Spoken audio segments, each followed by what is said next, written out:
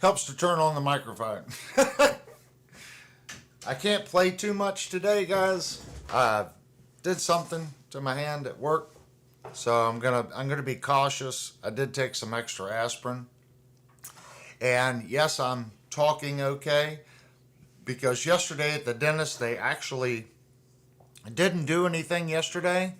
They rescheduled me for tomorrow, so it kind of upset me because I had to miss a day's work to go in for, basically an hour and a half. And then it really wasn't worth me going into work at that time. And then they scheduled it for Friday. So I ended up missing 2 days of work this week. But it did allow me a little bit of time to work on the Juke video. I would be processing that video right now, but my computer can't do two things at once. So if I was processing the video to upload to YouTube, so my video editor, once you edit everything together, it has to process it to a certain format. This video is an hour and 40 some minutes, so it will probably take it about 9 to 10 hours to process that video down to a format where I can upload to YouTube. I was going to start it, and then I was like, well, I better not because it's going to load the system down, and then I won't be able to live stream. So as soon as the live stream is over tonight, I'm going to process the video. Hopefully, by the time I get back from the dentist's office, it will be finished. Then I can actually review the video. In the editing software, I have a hard time actually viewing the video, especially if I do speed ups, like if I'm doing 8 times the speed, my computer just locks up. So the only way for me to actually check if I have any errors, I have to process it and then view it through an MP file or an MOV file or something that my video player can play. Then if I see a mistake, I have to go back into the editor, fix it, and then reprocess the whole video again. That's why if you read the post, I put on there, if all the planets align and the stars are shining bright, tomorrow night we'll do a premiere. And that'll basically be a chat, open chat as the video plays. If I find an error, I will fix it tomorrow night, reprocess it, and it should be good for midday Saturday. So we'll do a premiere midday Saturday, and then the live show on Saturday night. So that's kind of what I'm thinking. Yeah, Vox, I got to go to the dentist's office. I had a tooth back here pulled, so the upper tooth really doesn't do anything. So there's nothing to chew against because the lower tooth was pulled. So instead of wasting money drilling and filling that tooth, I'm going to have it pulled, and then I'm going to put that money in a filling on the other side. So it doesn't really matter if I fix that tooth or not. I don't have a tooth below it to chew on. So it's going to be removed. So then at least one side will be the same. Hopefully it won't be as bad as the last one. The last one, it took like 3 or 4 weeks for it to fill in, and it bled for a couple days afterwards. Of course, I didn't listen. You're supposed to eat mush for like the first day or two, and I think I was pretty much eating solids and getting stuff down in it that very day. So maybe I'll pay better attention this time and kind of listen. So I don't get stuff down in the hole.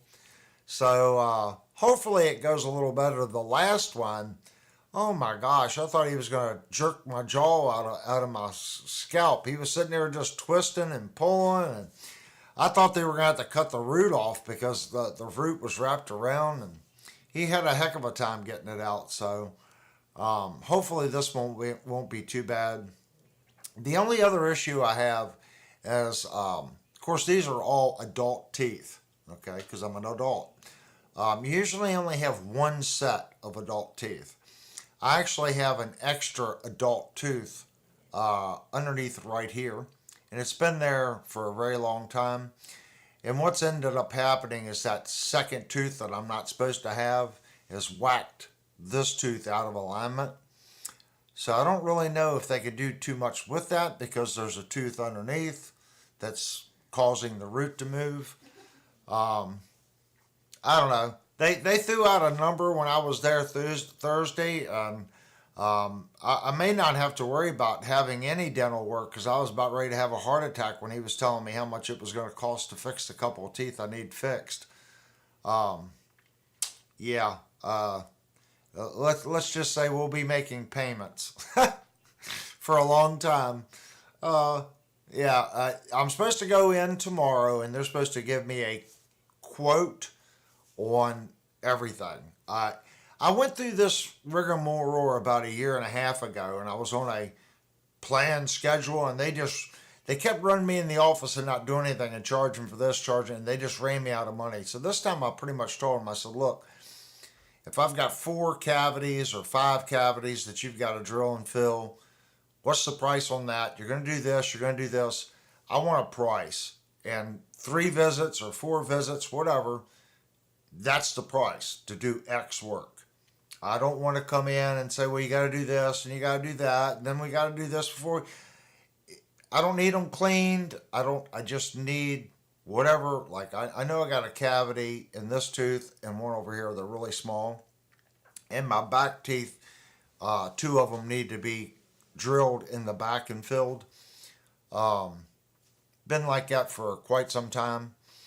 So I'm tired of going in and saying, well, you got to get an x-ray for this. Do one x-ray, come up with a plan, do X this pass, X next path, and then when you're all done, then you can do a cleaning. See, they did a lot of that last time. I wasn't too happy with it. I ended up spending close to $5,000 and really didn't get anything. So this time he threw out a number, and it's a little higher than the number he threw out last time, and they didn't do anything, and supposedly they were supposed to do everything. So I'm going to give them one more chance to say this is what it's going to cost to fix these teeth, and that's it. Dental is just so freaking expensive. It's unbelievably expensive. So I'm going to go in, see what they say, and I think just this visit is like $1,300. Uh, yeah, it's insane. So all the bad news is out of the way. I did get a phone call today, guys, from Shandor Music. I think I told you that they're getting the custom Jackson guitars in. They were thinking about dropping Jackson, and the Jackson rep come in to their store and said, look, before you drop us, look at this other line. They had been selling a lot of the $500 and under Jacksons, and they just really weren't selling. Jackson now is really pushing this custom, the 2,600, 3,000, 4,000. You know, I think they're trying to come in on the lower end of the custom. It's still a custom shop, but it's custom shop spec to this. So you can't call them and say, well, I want this pickup, I want this fret. It's a custom shop guitar made to X specs, and they're going to make X of each guitar. So they did get their first run of these Jackson custom shops in, and I got a text message from them today, and they asked me, do you want us to open up the box and set the guitar up? I said, no, don't touch it. I want to see the guitar just as it was out of the box. About 15 minutes later, he sent me a text. Look, we had to open it because we only have X amount of days to call Jackson if there's if there's shipping damage. So they did open the box just to check it to see if there was shipping damage. Maybe the neck broke off or, fork truck hit it and broke something. But he said everything looks good. There's nothing obviously broken. So they put it back in the box, and I'm supposed to pick it up Saturday. So I don't know what model Jackson it is. I don't know the style, the pickups, how many frets. All I know is it's Jackson Custom Shop guitar. So we will be doing a review on that guitar. And that might push some other things around because everyone knows my reviews are extremely detailed. But I definitely want to do a really good review on the guitar. It's an opportunity for this channel to actually review a a higher end instrument. We can look forward to that. And of course, for Saturday night, we will definitely show you the guitar and maybe play it. But the actual review will be recorded, and we'll do a premiere on it. I would say we're going to completely disassemble it, but maybe it's a set neck. It could be a neck through body. It could be a bolt-on neck. It could I don't know. It could be like an Explorer shape, a Strat shape. I know they make a Les Paul shape. They make a bunch of different shapes. I know nothing about it. They didn't tell me. It's going to be a complete surprise. So we got that to look forward to. So Saturday night, Jackson Custom Shop will be on the channel if everything works out, which I'm sure it will because they called me today and said they had it, and everything looks good for me to pick it up on Saturday.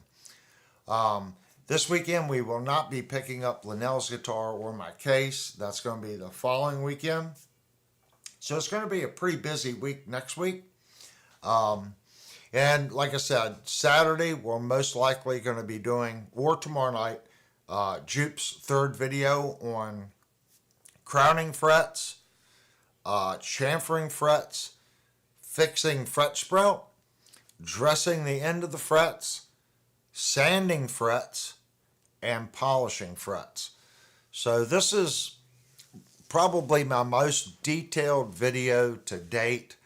I don't want to say it's going to be boring, but it's very long. It's an hour and 45 minutes, but I really tried to show every camera angle. I do some close-ups. I changed how the camera was. Instead of an overhead looking straight down, I brought it out a little bit and angled it like at a 45. So as I was working, like my hand's the fret file, you can actually see the fret file going like this and the end dressing file going like that. You could see the swoop and how I'm doing the work. So I have that angle, a left angle, and a right angle. And I switch between, that way you can really see what's going on with the fret file and the end dressing file. Even how I fold the paper and sand the side of the frets. Everything that I do in standard speed for maybe 4 or 5 frets, and then I speed it up. Then we go to the other side. I do standard mode for 4 or 5 frets. That way you can see what's going on, and then I speed it up. So every little detail that I could possibly show is there. I did not talk too much through these sections. So each section, when I complete, I talk and I explain what I'm doing. So it should be a really good video. If you guys have ever wanted to take on recrowning, polishing, or fixing fret sprout, this is going to be the video for you because I show you every little detail. So when this one's done, I've already started the work on the neck. I've already got the flat spot in the neck and starting to re-radius the neck because basically we're taking the guitar and we're going to get something very similar to this. It's going to be a little thicker than this Ibanez Wizard 3 neck. I don't want to take it down this thin. I do want to put a little bit more meat in it simply because of the truss rod location and how Schecter does it. They usually plow a little deeper, and I want to definitely leave some meat in here, if that makes sense. But it's definitely going to be a lower profile, very similar to this Wizard neck. And in that video, we're going to fix the chip on the head, onto the end of the headstock. Once we get all that fixed and it's sanded, we're going to put a tried and true finish on it. And basically, it's just going to make it feel really smooth. Tried and true is not really a urethane, and it's not a lacquer. So it's something that you have to reapply in maybe a year. Well, it depends on how much you play it. But it prevents the sweat of your hands overly getting the neck grungy. But it still allows the stock, wood feel to come through. It doesn't have that polyurethane sticky feeling or the painted neck stick feeling. It still allows it to be a wooden neck, but protects the neck. So Jupe, he'll need to get some tried and true, and maybe once a year put one coat on it and just wipe it down. And that'll keep the neck nice and fresh and nice and smooth for him. So that'll be the fourth video.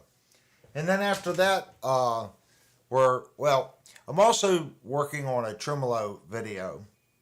And I'm going to start that after I finish the neck sanding. So we're going to be doing kind of two videos at once. I don't really know if it'll be the tremolo video or electronics video after that. It kind of depends. I have two tremolos to build. So I got that to worry about as well. So I see that the chat's just flying through.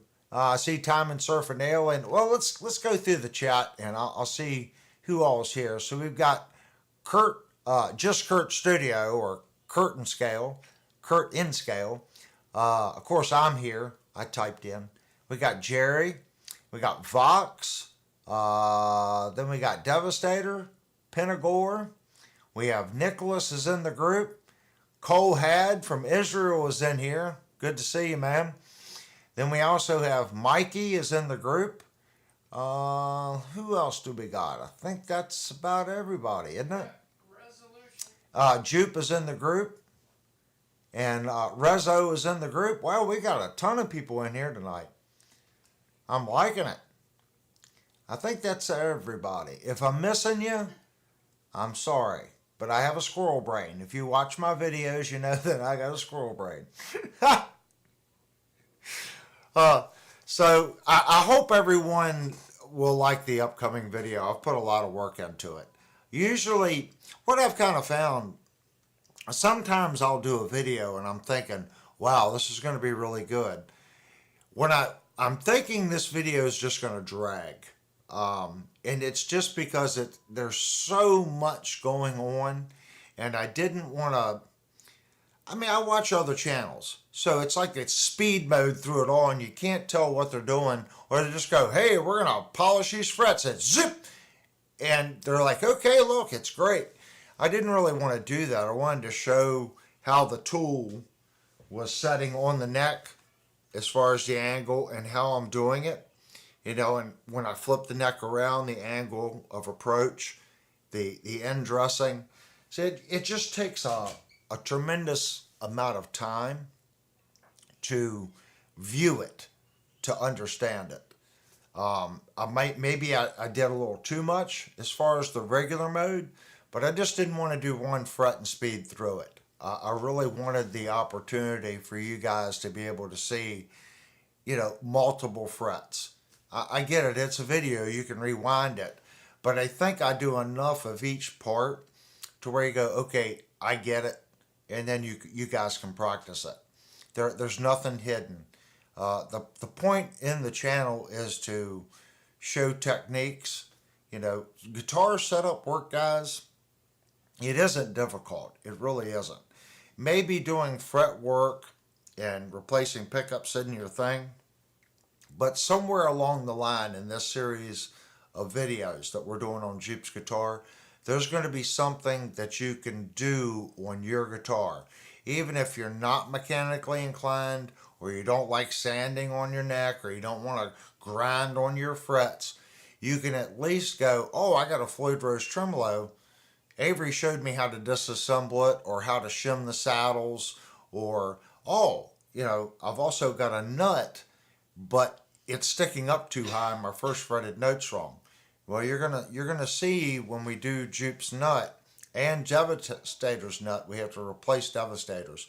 So I guarantee you we're gonna have to grind the nut down to get the first fretted note right on the Firefly.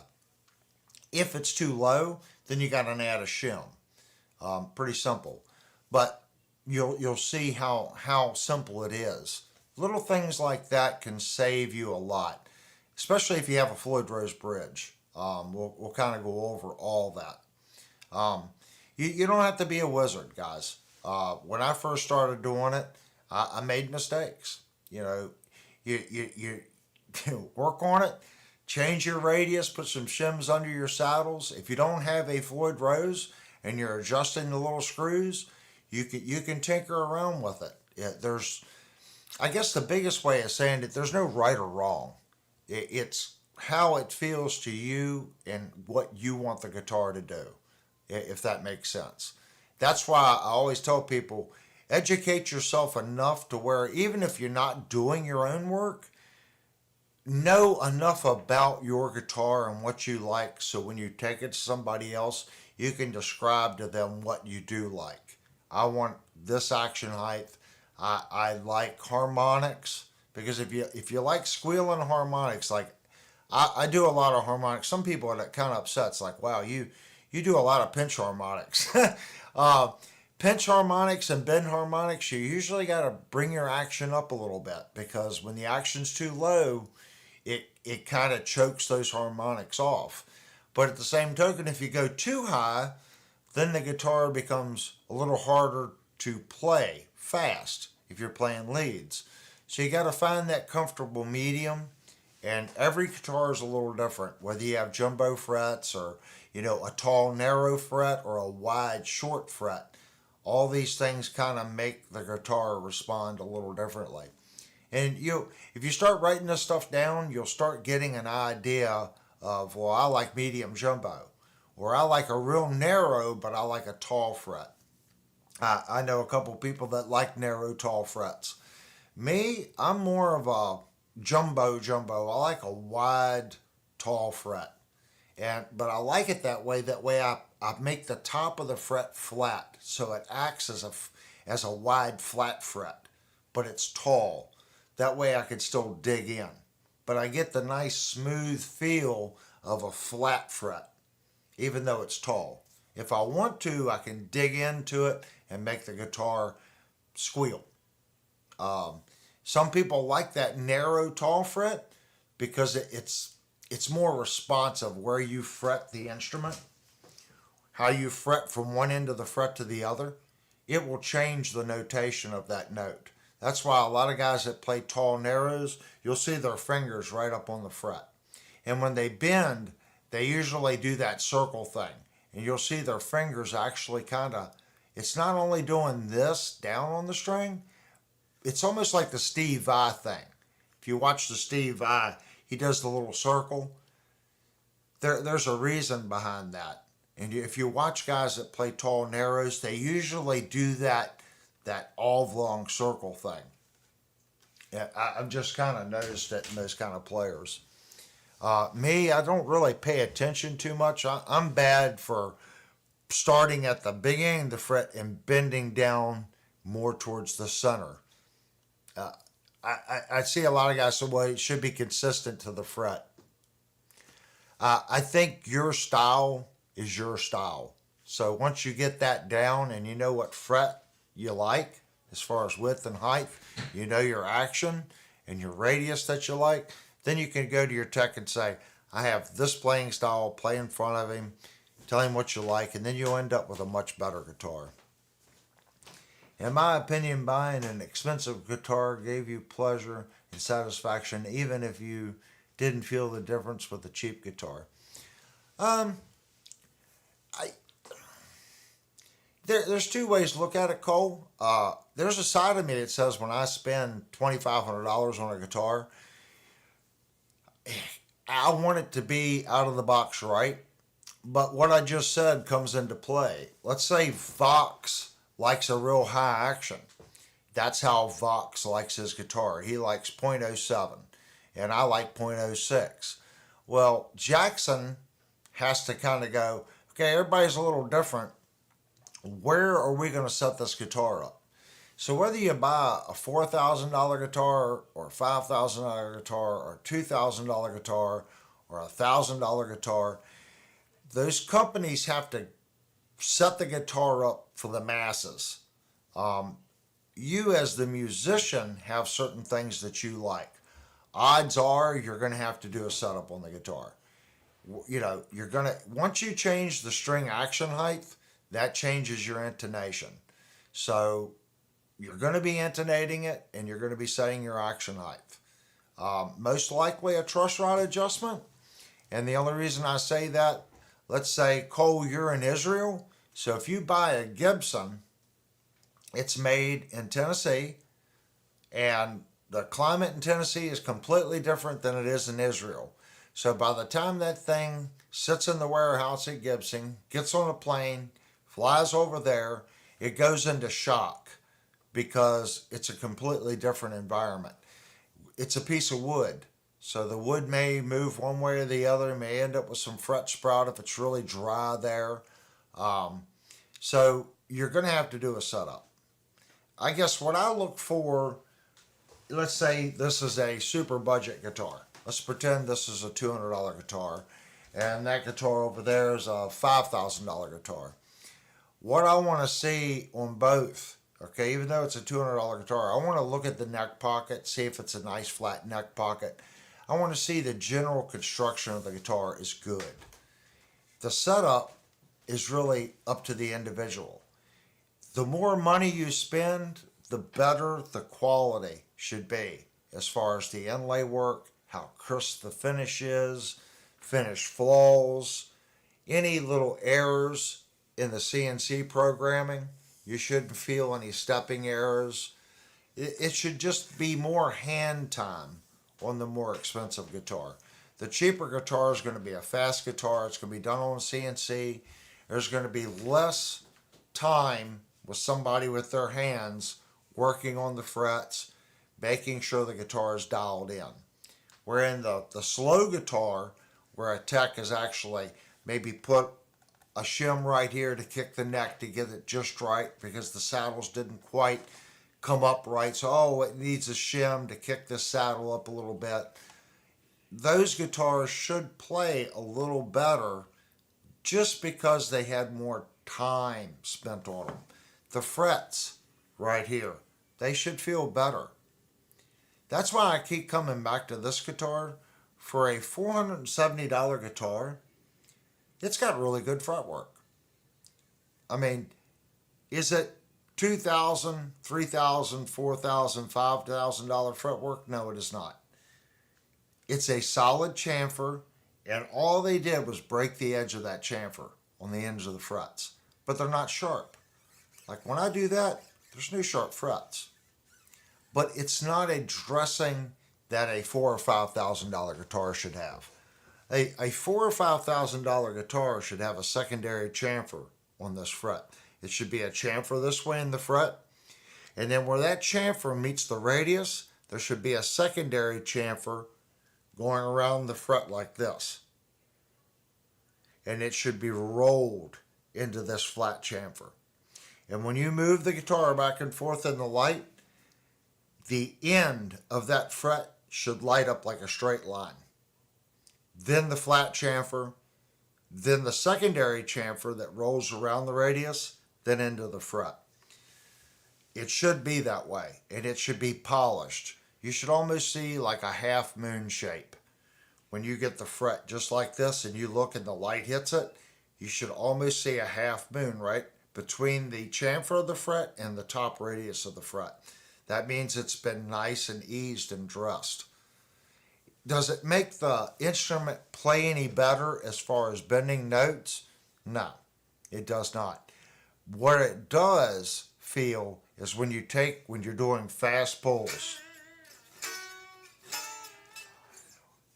constantly in the night like this, when you're going playing fast, that secondary chamfer is going to be easier on your fingers, if that makes sense. Just like if you talk to some people, they may not necessarily like a glass smooth fret. Some people like a little grit to their fret. They're still shiny, okay? But if you look at them through a magnifying glass, you're still going to see scratches. Where if someone did maybe a 3-pass polishing where they went from a medium to fine to super fine, and it literally looks like, an ice skating rink on top, some people might go, well, it's just too slick feeling. They like that grit. So it's personal preference. That's why when someone says, well, that guitar should play a lot better, you also got to think, what kind of guitar was that guy playing? Well, if he's been playing a Kmart guitar or a Walmart guitar for the last 5 years, you know, a really, let's just say a really bad quality guitar. If you hand him this guitar, he's going to think it's the best thing in the world. Okay. But if you turned around and someone that's playing a, let's say a $2,000 Jackson, and you handed them a Tyler, would that Tyler that cost $6,000 play three times better than that $2,000 Jackson? I don't know. But at some point, the math doesn't work, if that makes sense. Especially nowadays, when you consider you can buy a guitar like this for $475, you can take a guitar like this and put 8 hours of work in it and just have a phenomenal instrument. And we're not talking about spending any money. We're just talking about going through and doing a really top-notch setup and dress the frets. Do a top level fret dressing on this guitar and do a good setup on it, and it would play just like anything else that you could compare it to. It would. The I haven't taken this guitar apart, but I'm quite confident by the way it plays and the way it resonates that the neck pocket on this has to be pretty decent. It's not my guitar, so it's Linnell's guitar, but I would like to take the neck off of it and do a full review.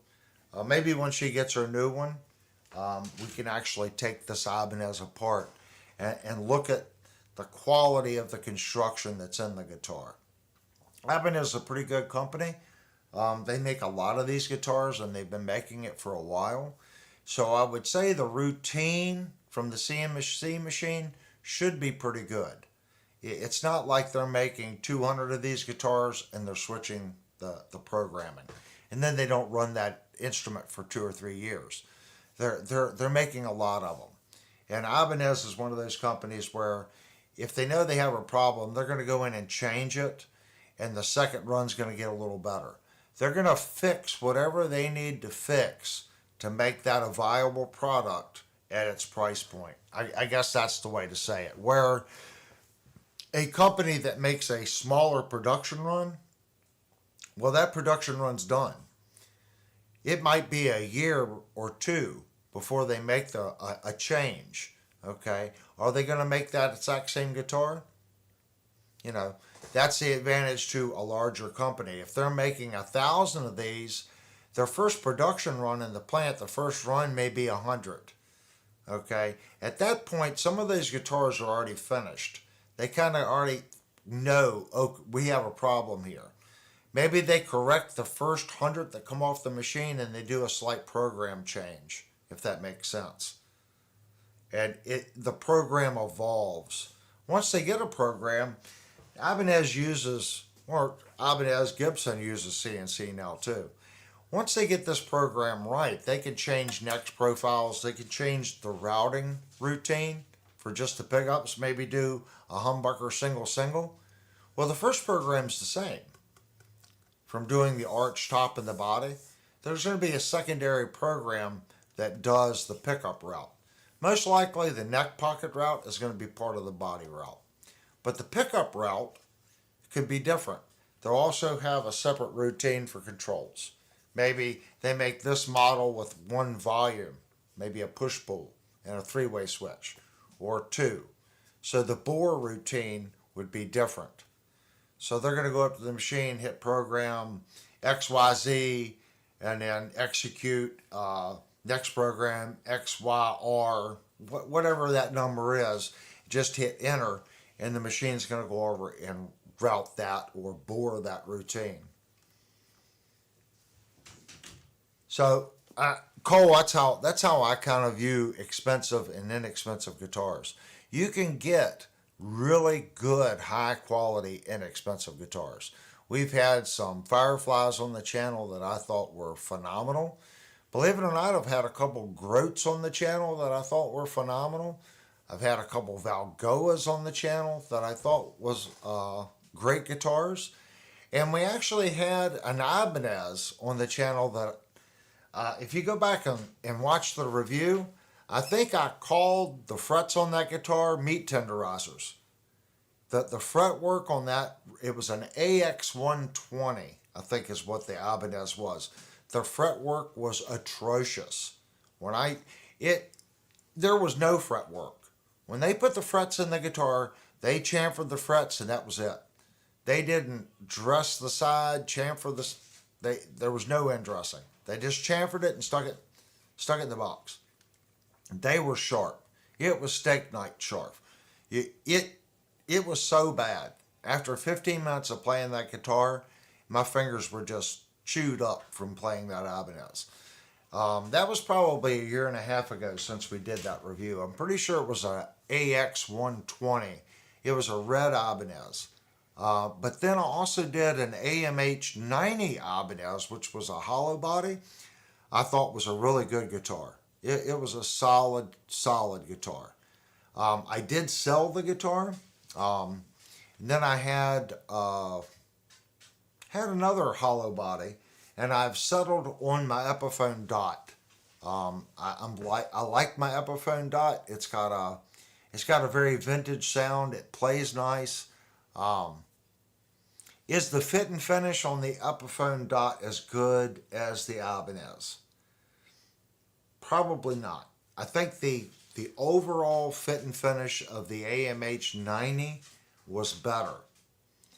But the Epiphone has a feel to it, if that makes sense, that the Ibanez just didn't quite have. The Epiphone sounds the part, feels the part. It's just a awesome hollow body guitar, and that's personal preference, guys. That's not anything against the AMH90. It was a great guitar, a lot of good tones. I just think the Epiphone's a little bit better than the AMH90. So we've had a couple different Ibanezes on the channel. This one's the best one to date, but we haven't had that many Ibanezes. But that just kind of goes to show it's not really what you're spending. If you go into the music store, you can find solid instruments for under $500. You really can. I've proven on the. You can find a solid instrument for $250. You really can. I think if you go under $250, you might be getting a solid built guitar, but it's going to need probably pickups or tuners. I think to buy a guitar that needs nothing, you pretty much got to be in the $400 price mark. And I'm not saying that there's not a guitar out there. I just haven't got my fingers on the one that's $300 to $400 that I felt had good tuners, good potentiometers, good pickups, good fretwork. If it has good fretwork and the fit and finish is good, usually either the pickups will be or the tuners are So I really think right now the sweet spot to find something that you can just not have to, you just buy it and play it, it's probably about $400. That doesn't mean that you can't find like this Squire for $320. I paid $329 for it. The reason I'm saying $400, the bridge pickup on that guitar is microphonic. Everything else on the guitar I think is fine. But if you were going to go out and play live with that guitar, the bridge pickup would definitely cause a problem, especially if you're using real amplifiers on the stage. The bridge is going to cause issues. It's going to be a feedback. It's going to be a feedback machine. So I think that kind of kicks that guitar out if you're playing live. If you're at home playing, I think it's a great guitar. I love it. I like what the bridge pickup does, even though it's microphonic, if that makes sense.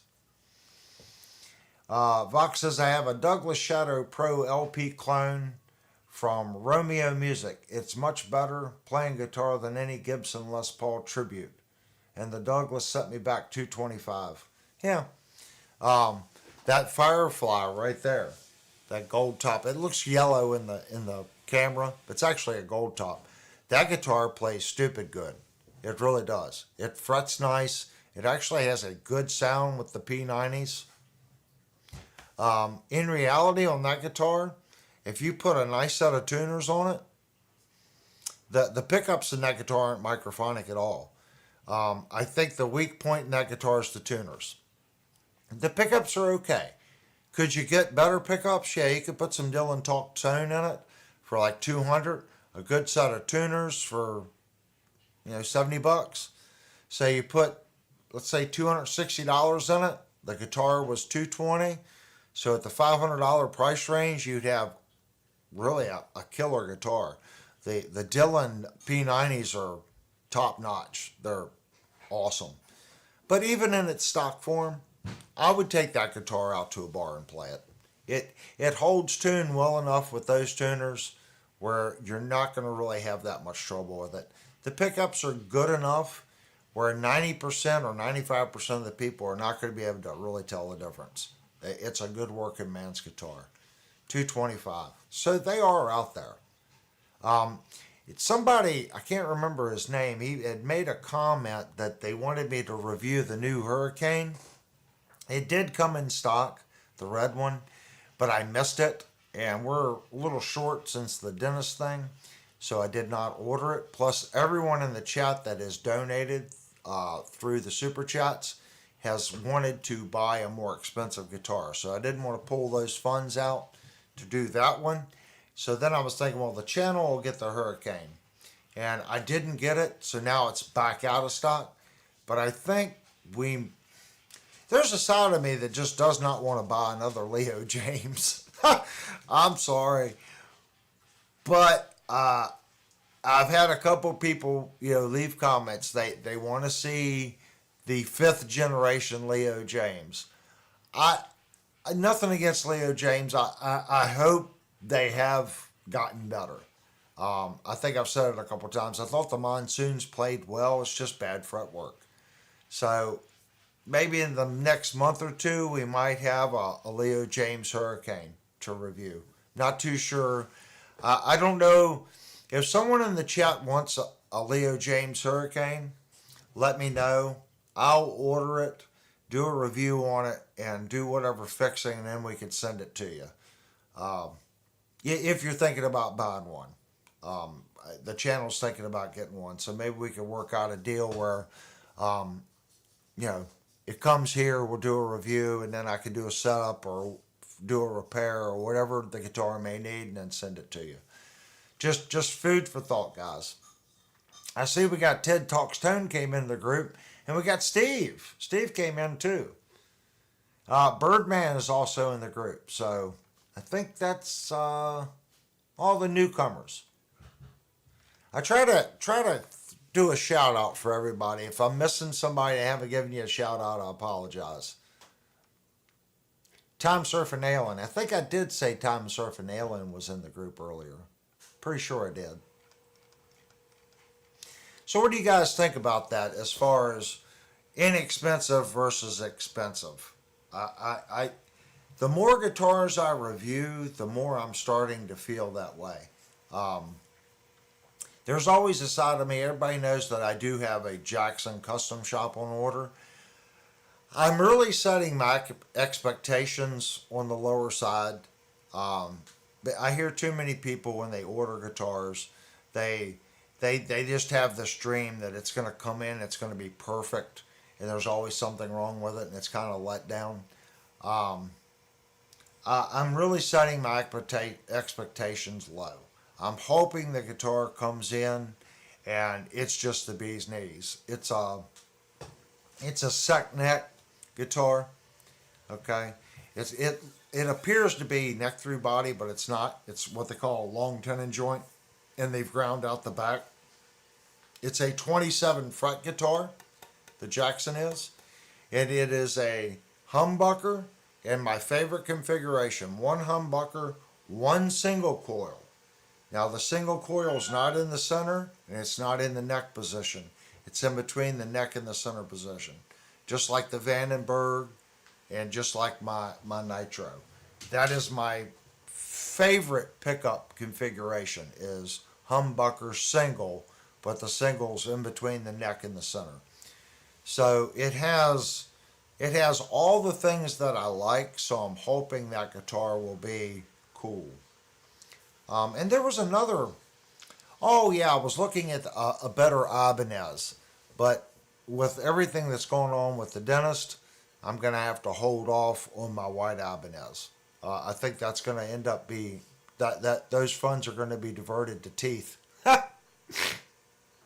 Oh, that's that's awful. When you're at the dentist office and they say, "Well, you got a cavity," I'm sitting there going, "Well, there went a guitar, or there went my effects pedal, or there went my wah, or whatever it is that you're thinking." That's how my little squirrel brain works. He threw out a number, and I'm like, "Wow, there just went my Ibanez." Isn't that awful? But that's how I was. That's what I was thinking. But it's okay. In reality, as far as dental in my life, I've been very fortunate. I've always had pretty good teeth, but getting to the point now where I've got to do some work on some of them. If I don't do it now, it's going to be too late, if that makes sense. I don't have anything that's fallen out, but they're definitely causing me a problem up here, and it's been sore now for about 3 weeks. So hopefully they're going to fix me up. Steve says some people prefer fret buzz. On an electric guitar, a little bit of fret buzz sometimes won't come through depending on your playing style. You can get away a little bit more with it. A little fret buzz will actually give it more of a grunge, kind of that metal tone, if that makes sense. Because I won't say it's distortion, but you get the string that vibrates off the string. So if we do this, let me open this up.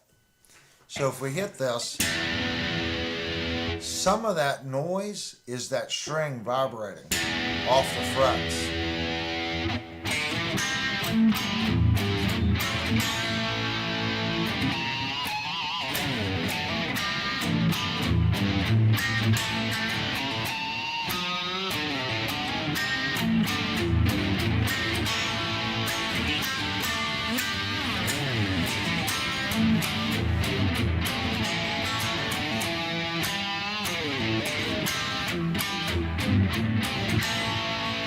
So part of that punch is the string vibrating off the fret.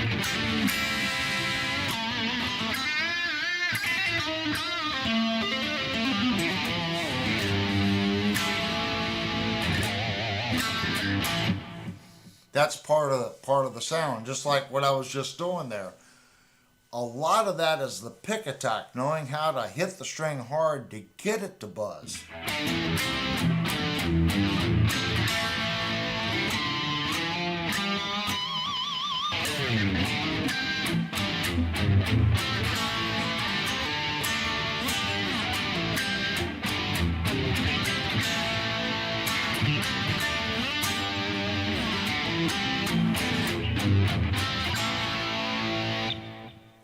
A lot of it, guys, is feel and how you dig in.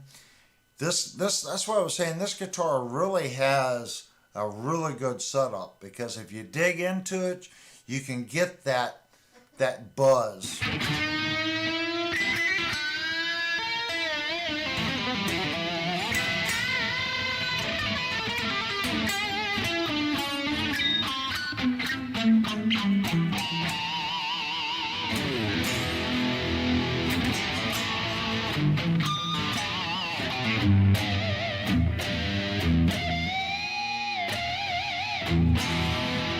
And you can hear it on the E.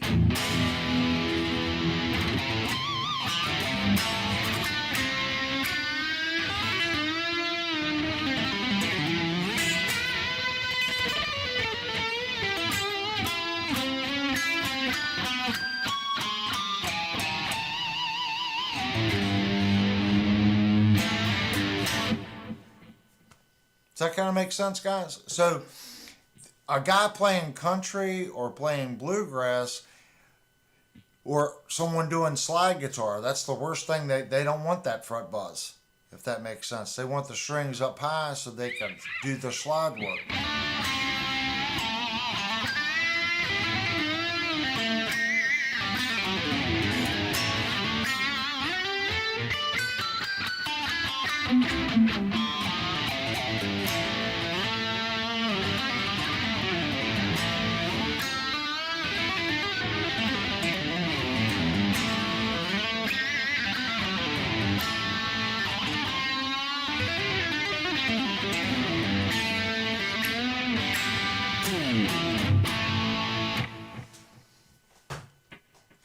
I don't know. I'm having fun tonight, guys.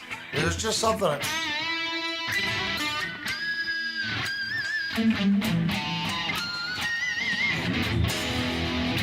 And I know I'm bad for that. Everyone, when I played in my last band, uh, the bass player come up to me and he said, "Man, you gotta stop it with the harmonics." And I always thought he meant like. So I'm like, okay, I won't.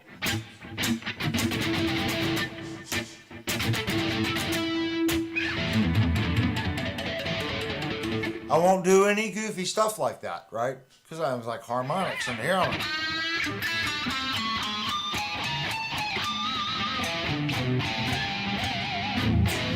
And he was like, "Man, didn't I just tell you? Be easy on the harmonics."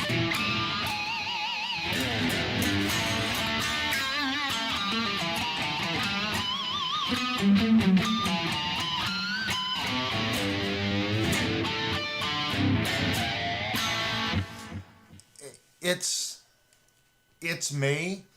I've always had that aggression when it comes to the harmonics, and I probably do it a little too much.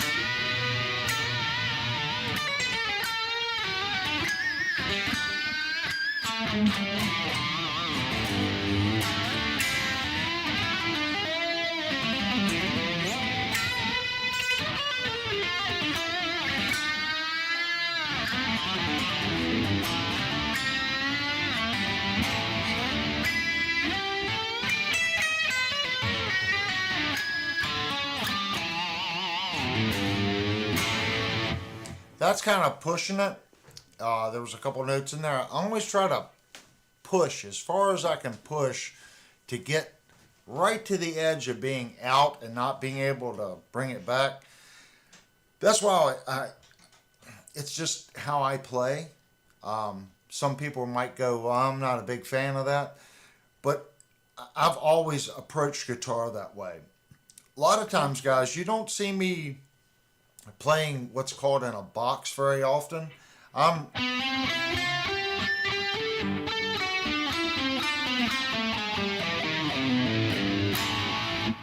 I've always approached the neck more this way than this way, if that makes sense. And there's nothing wrong with one way or the other. I think a real good guitar player can do both. Me, I'm not very good at the.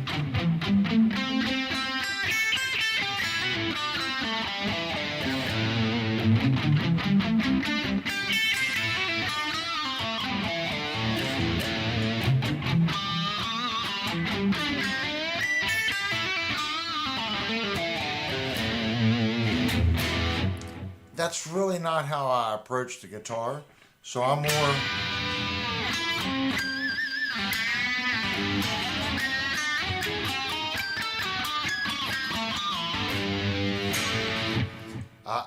I'm more of that direction. I think you guys have kind of seen that. So I've been trying to do more.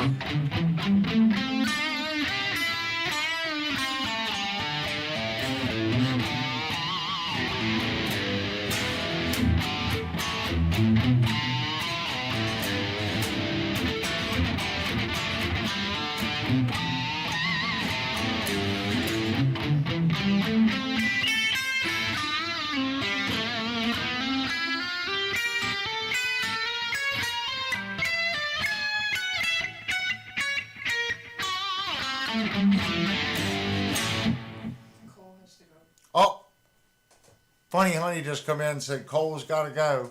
Good seeing you, Cole. We're so happy that you're still safe over there. Hopefully things are working out better over there for you. And thanks for coming in, man. You're the only person that I think across the pond that checks in on the channel. So we're happy to have people from across the pond joining in on the live streams.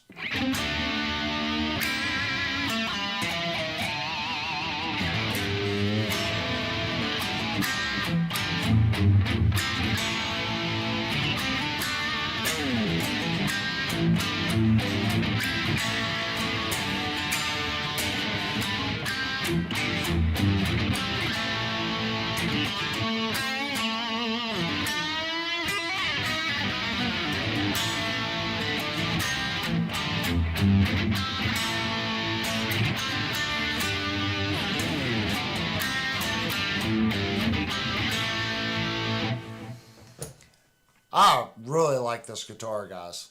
That for right now, if someone asks me what's the best guitar you could buy for $450 or $470, depending on where you get it, I'm gonna say this one.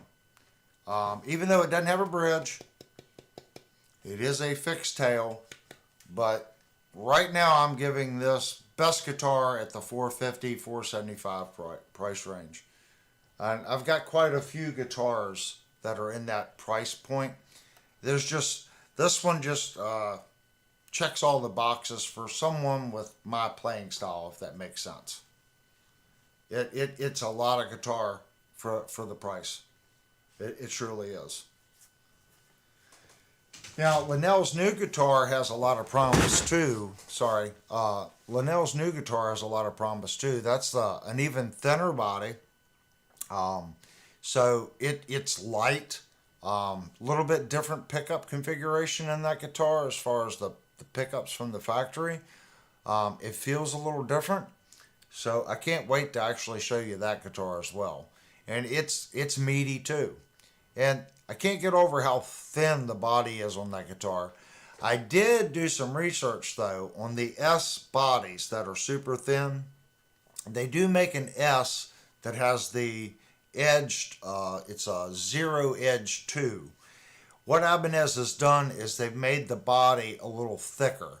So when it goes from the super thin and fans out, they've actually increased that arch to have enough room for the strings or the springs for the tremolo to fit in back behind the pickup. So there is a little bit of thickness difference between the two. Oh, Ted. Thanks, Ted. Cool. That always blows my mind, guys. So that 20 goes into the guitar fund. So we're definitely at like the 260, 270 mark now, guys.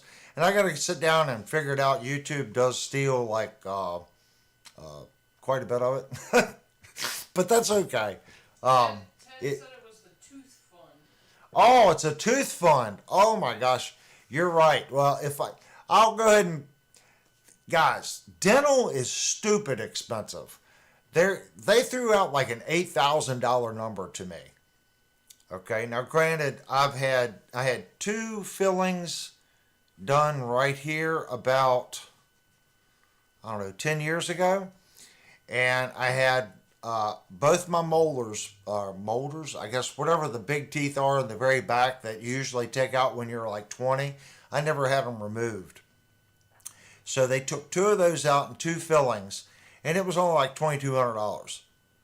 Okay, and I went to an oral surgeon to have these 2 removed, and then went to a dentist for the 2 fillings. Now they're telling me basically 5 little spots where they got a drill and 1 tooth removal and whatever else. They're saying like 8 to 10 grand. So tomorrow I'll find out for sure. It's one of those things where if I can't get a definite number, oh my gosh, Chad, really? He put no, it's for the tooth fund. So I really want doctors are so guys, if I'm wrong and you guys have a different experience, it seems like they say this and then they get you in and you do an x-ray and you do this. It's all the little things they don't tell you about that just keep piling on. And literally tomorrow they are going to pull this one upper tooth from me. And it doesn't bother me because I've had the lower one removed anyway. So that tooth was removed. So the top tooth, I can't use it to chew because there's no tooth under it, way back here in the back, or back here. So I don't really need that tooth up there anyway. He was like, well, I can drill it, but it's a waste of money because you don't have a tooth underneath of it and it's in bad shape. So you should just get rid of it. And I agree with that. Why spend, let's say $1,000 on the tooth to drill it and fill it or do a root canal or whatever they got to do to it to a tooth that doesn't have a tooth under it to chew. So I agree with that. So they're supposed to do some x-rays, and they're supposed to lock down a number for me. I'm going to give this dentist one more opportunity to say, look, we'll do X work for this price over this amount of time. So we'll see. And that's where Saturday show, guys, is going to be dependent. I'm sure I won't be speaking too well tomorrow, but by Saturday I should be able to talk and chat. That's why I was saying, depending on how Jupe's video processes tonight, we'll either do a premiere tomorrow night or we'll do it midday Saturday, because I really want to get Jupe's video out. I think Jupe is still in the chat, is he? Yeah, it was hot. Last comment Jupe made was it was hot here today. 92, couldn't play anything, no AC. Yeah, it got pretty toasty here too. So I really want to get Jupe's video up and out for the service. Editing this video took a lot longer. It took basically a week longer than I thought. And I thought he had 3.5 hours of footage. There was actually 5 hours of video footage. So when you all watch this video, it took me 5 hours. Okay, now granted, I'm talking in between. So let's take out all the talking and someone just dropped off the guitar and I was just working on it. I would probably say there's at least 4 hard working hours in crowning, sanding, fixing the fret sprout, rechamfering the frets, dressing the frets, sanding the frets, and polishing the frets. So I would say about 4 hours. And that has nothing to do with the leveling the frets. The leveling was in the last video that I did. So with the video and me describing it, I'm going to add, another hour and a half. Of course, I speed up the video in some parts, and I was able to scrunch it down to an hour. I think it's an hour and 45 minutes. Hey, Mr. Honeytap. So I was able to scrunch it down to that point. So hopefully it's going to be a good video. I think it's going to be one of the videos that you guys like. Okay, and you guys are the subscribers, and you guys seem to like the long content. People that don't like long content are going to hate the video. But if you're eager to watch and you're into that, like the home improvement, and you want to, well, not like home improvement, like this old house, they walk in and go, well, we need to fix this, and then 2 seconds later, well, we painted it and it's completely done. They don't show anything. This, I show you everything, and you pretty much got to watch all the way through it.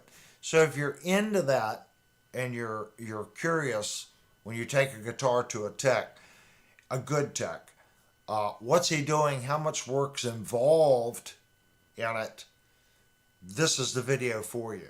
Or are you curious, when you take your guitar to the tech and he charges you $300 for a fret level, okay, you can look at this fret level and go, what do I expect to pay for that quality of work? What I did to Jupe's guitar isn't normally done. I would say Jupe has treated me so fairly. He sends me Jupe sauce. We'll just call it Jupe sauce. We just actually had Jupe spaghetti sauce tonight, guys. Jupe sent, I think I showed it on the stream, he sent 2 of the mayor's things and the other one. So we had it again tonight. So for what Jupe has done, just the little things like that, like Nicholas sending me some pics. Stuff like that, if I've got your guitar, or you're in the chat and you've done stuff like that, like people have donated, this little squirrel brain can't get over the generosity of people. And Jupe has been so generous. He doesn't need to send tomato sauce to us. He sent me a bit of honey. It's just amazing to me.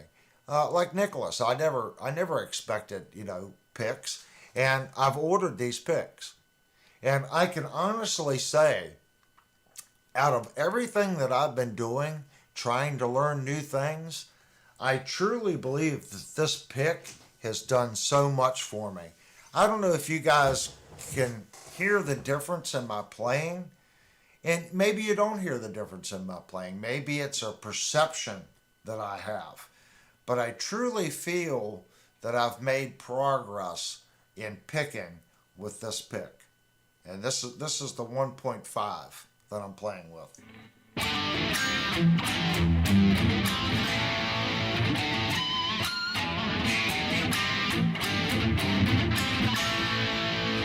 It it strikes. It's a thicker pick, and you would think that it would drag against the strings. It doesn't.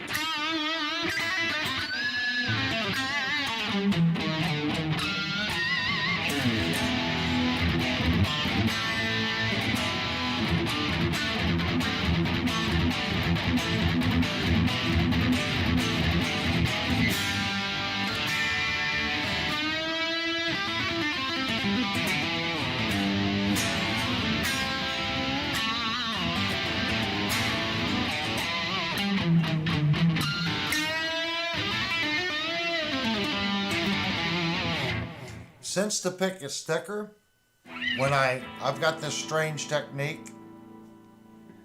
That's what I do with the pick. So when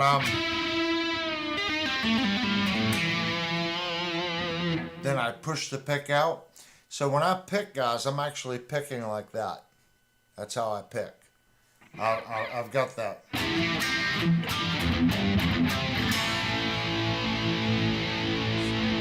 See the pick? This finger's not on the pick.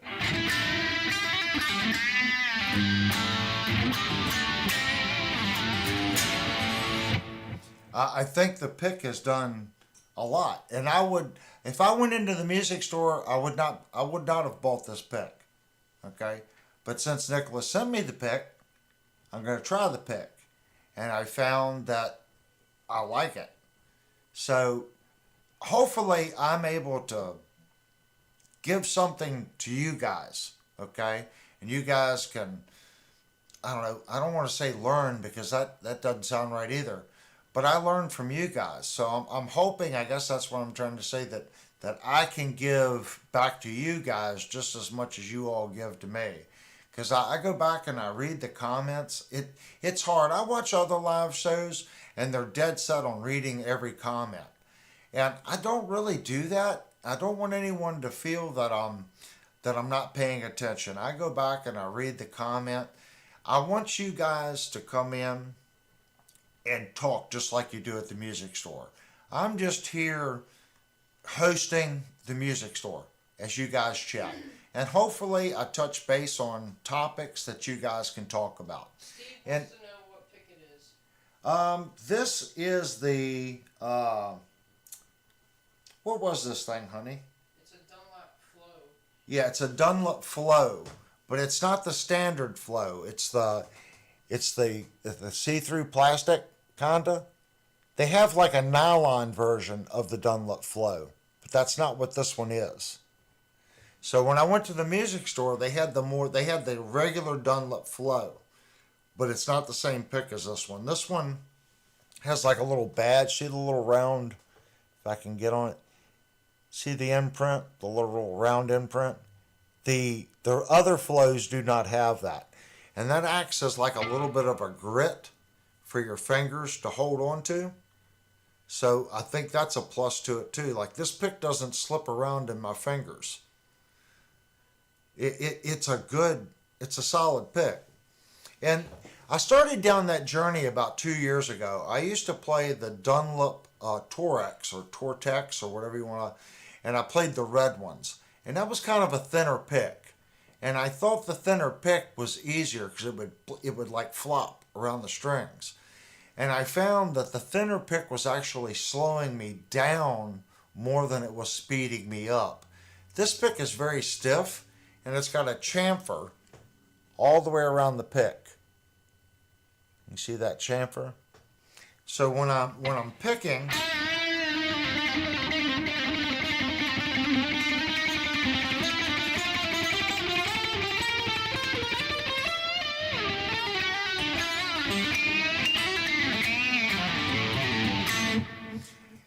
it just flows across the strings.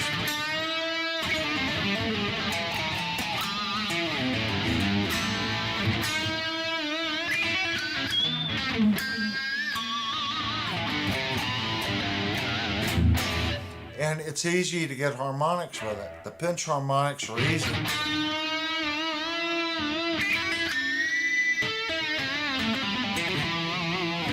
And since the pick is stiffer, it stays locked into my finger when I tuck it to do my hammer-ons. The thinner pick would bounce in my finger and sometimes I would lose it. So when I'm picking, see? You'll always hear me pull before I go to a hammer-on. That pull allows me time to tuck my pick.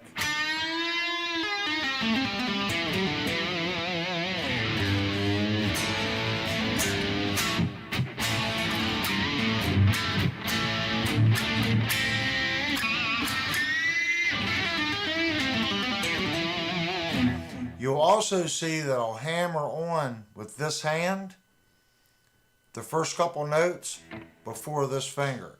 That's also giving me time to tuck my pick.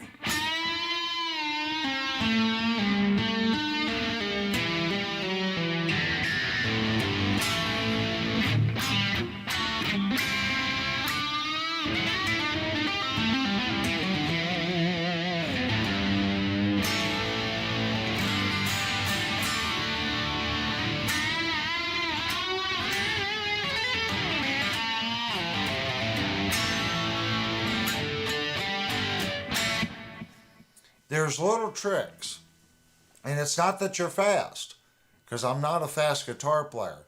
I've learned how to do workarounds. I do workarounds on my weaknesses, okay? Everyone does it. Everyone has a signature. If you watch Honey Tap, if you watch his live shows, let's say you watch it 5 times in a row. After the 5th time, I guarantee you, Honey Tap does it, Vox does it, Rezo does it, Ted does it. Everyone has something that they do as a crutch to get to the next point. For me,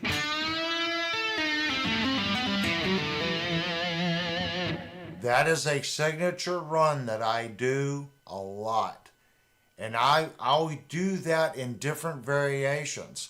Once you learn what I'm doing in that variation, you'll hear that pattern throughout my playing, just like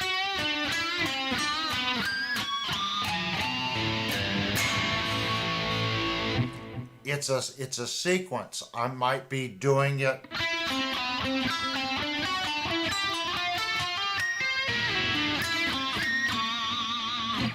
exact same, I'm just reversing it. Everyone does it. The problem with it is sometimes you get locked into that. That's why I was saying earlier, I'm trying to do more. I'm not really a box player, so I've been trying to do more box stuff and mix it.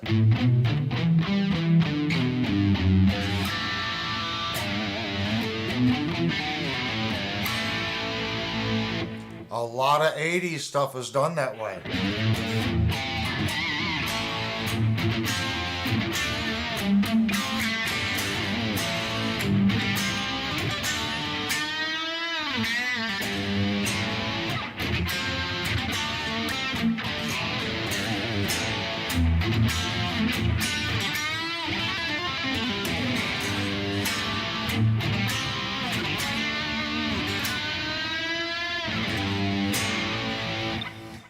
Coming off of that D, that's an 80s thing.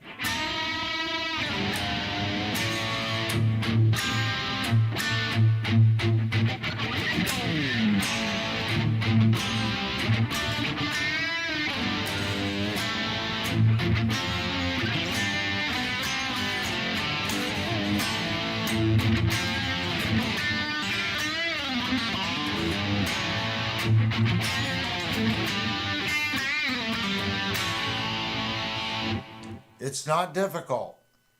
You're not using this hand that much. You're just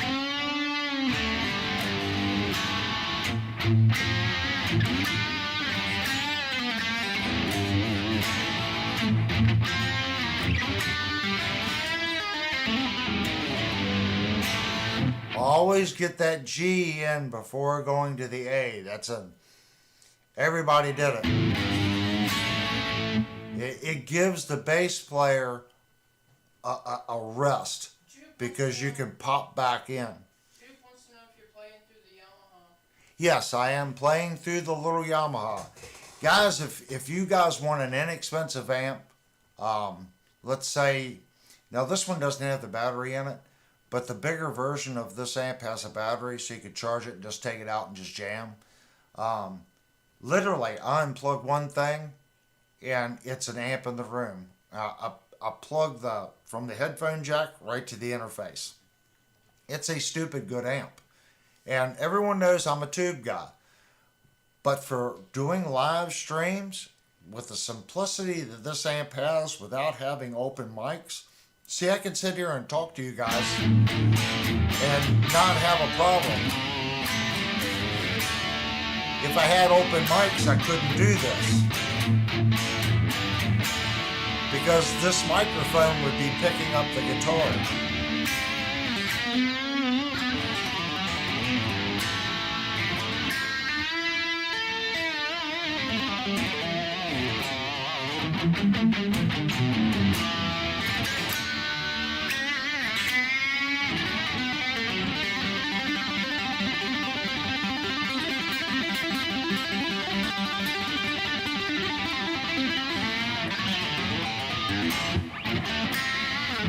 There were so many things wrong with that, don't even start throwing stuff at the computer screen.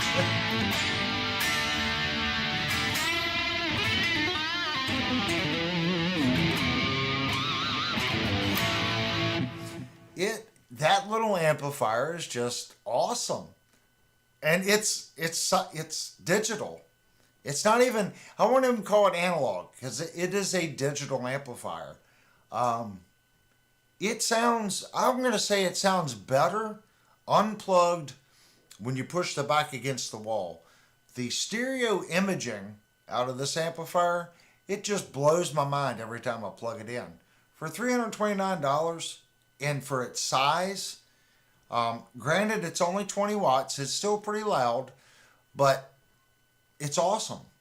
Now when you go to the model above this, it has an output. Okay, an actual right-left stereo out. So you can use the output along with the speakers that are in it. So let's say we were playing a gig, you could set it up on a stand behind you, go out of the output to front of house, and it becomes your monitor on what you're playing, plus your feed to the front of house. This one will not do that. Once you plug the headphone cable in, it cuts the speakers off. But for what I'm using it for, it's a great little amplifier.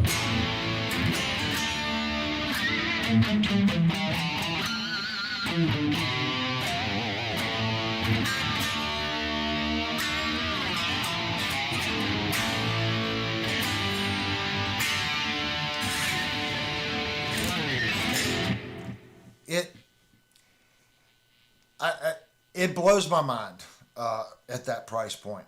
Does my rack sound better in the room? Yes. Okay. But that amp is $320. The only thing in my rack that costs less than $300 is my BBE 362. I paid $199 for that. And all it is a sonic maximizer. The second cheapest thing in my rack would be the tube sweetener, inline tube sweetener, and it was $700. Okay? The SGX 2000 Express, when I bought it, was $1,400. My Pro Valve BK Butler 6L6 power amp was $1,300. And this was in the 90s, guys. That was big money back in 91, 92. And my Line 6 Relay 6, which is a wireless system, when I bought it, that was $900. And it was brand new and fresh on the market at that time. And the next thing in my rack is the newest part of my rack, which is my Synergy SYN2. It was, I think, $750 for the rack mount module, and then each module was $400. So if you add all that together, it better sound better than this $300 Yamaha. Does it sound better on the live stream? No. Does it work better on the live stream? No. I have an open mic. This little amp just works. I haven't plugged into my rack in over a month. I just don't. And Jerry's throwing popcorn at the computer screen right in his TV right now going, tube hater, you jumped the shark, you jumped the boat. I still love tubes, guys. There's something about a tube amplifier cranked up. Can I get this amp, my rack mount amp, to sound like this at low volumes? I can't. I don't have one of those, what do they call them, where it loads the amplifier. I guess it's like a load box. A good load box is another grand. Okay? And attenuator. There you go. That's what it's called. I don't have an attenuator. So now we're going to throw another $1,000 on an attenuator to give me that sound at a low volume. You know what? There's other things here that I enjoy, like my Akai keyboard.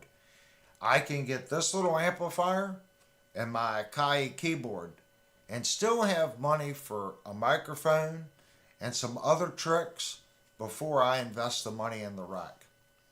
And that's hard for me to say, guys, because I really do like tubes. I'm a tube guy. But playing here, doing live streams, and with my neighbors, it's hard for me to crank a 50-watt stereo tube power amplifier up loud enough to get that feel. It needs, you got to crank it. The 6L6 power amps, like tubes, want to be pushed. Part of the sound is the 6L6s. That's what gives it the sound. It's a 6L6. A lot of people like EL34s, but EL34s are the exact same thing.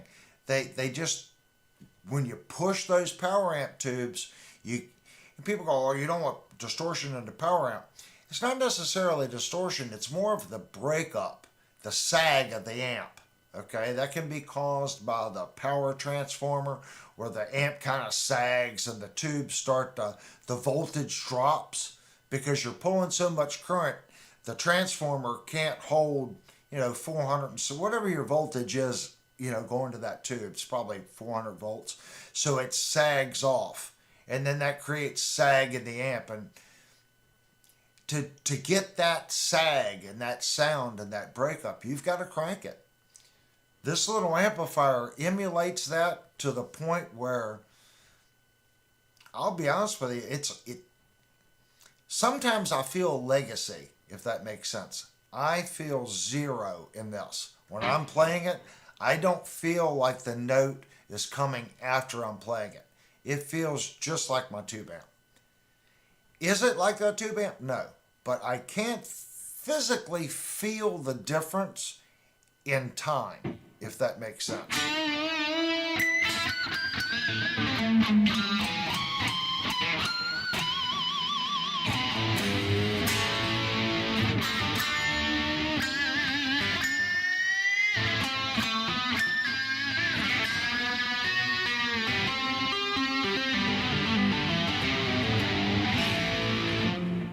I can't feel it.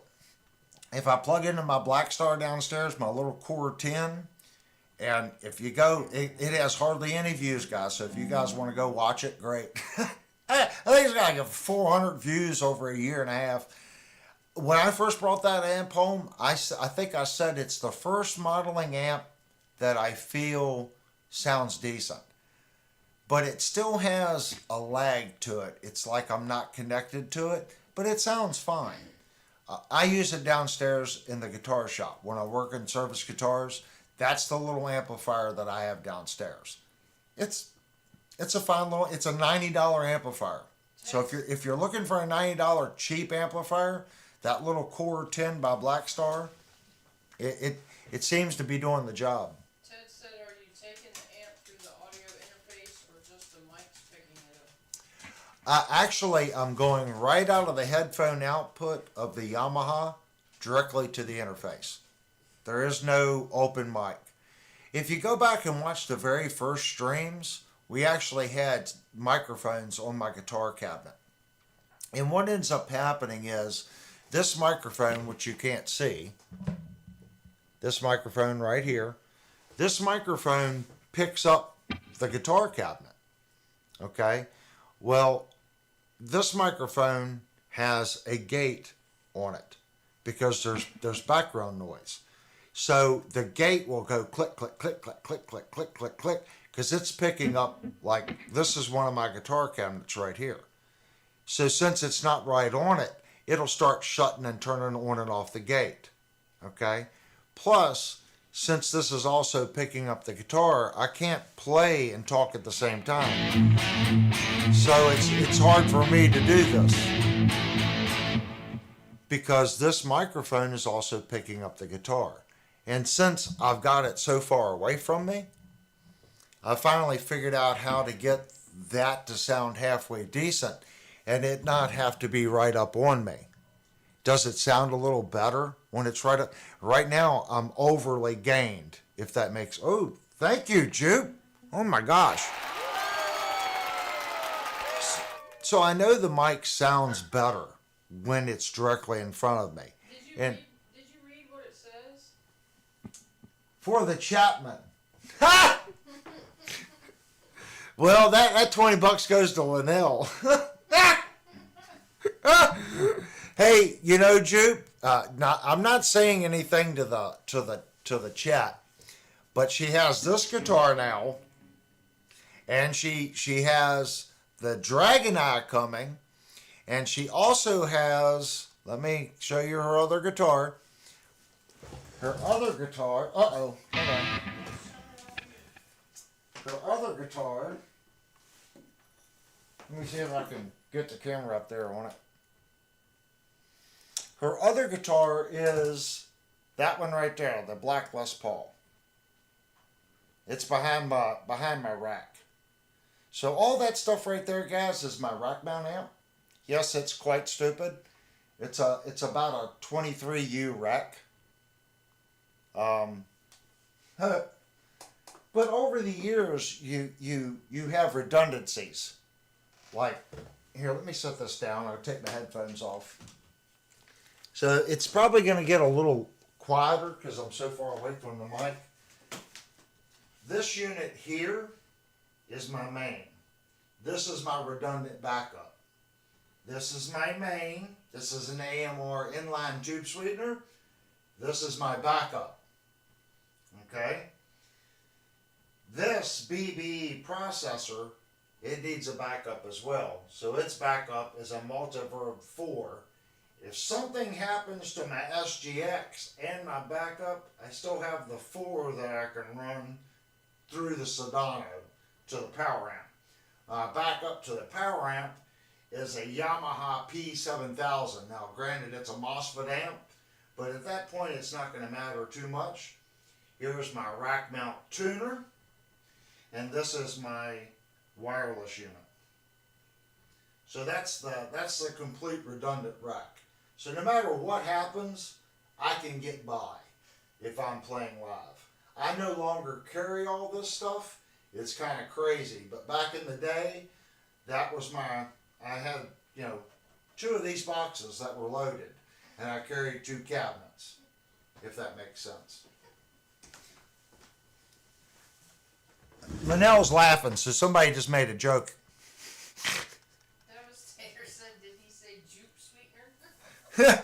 Hey, we need some jupe sweetener. So, if I'm going out and I'm playing somewhere now, if I was playing out and I knew I was playing places that had front of house, I would look into something like this Yamaha. I really would.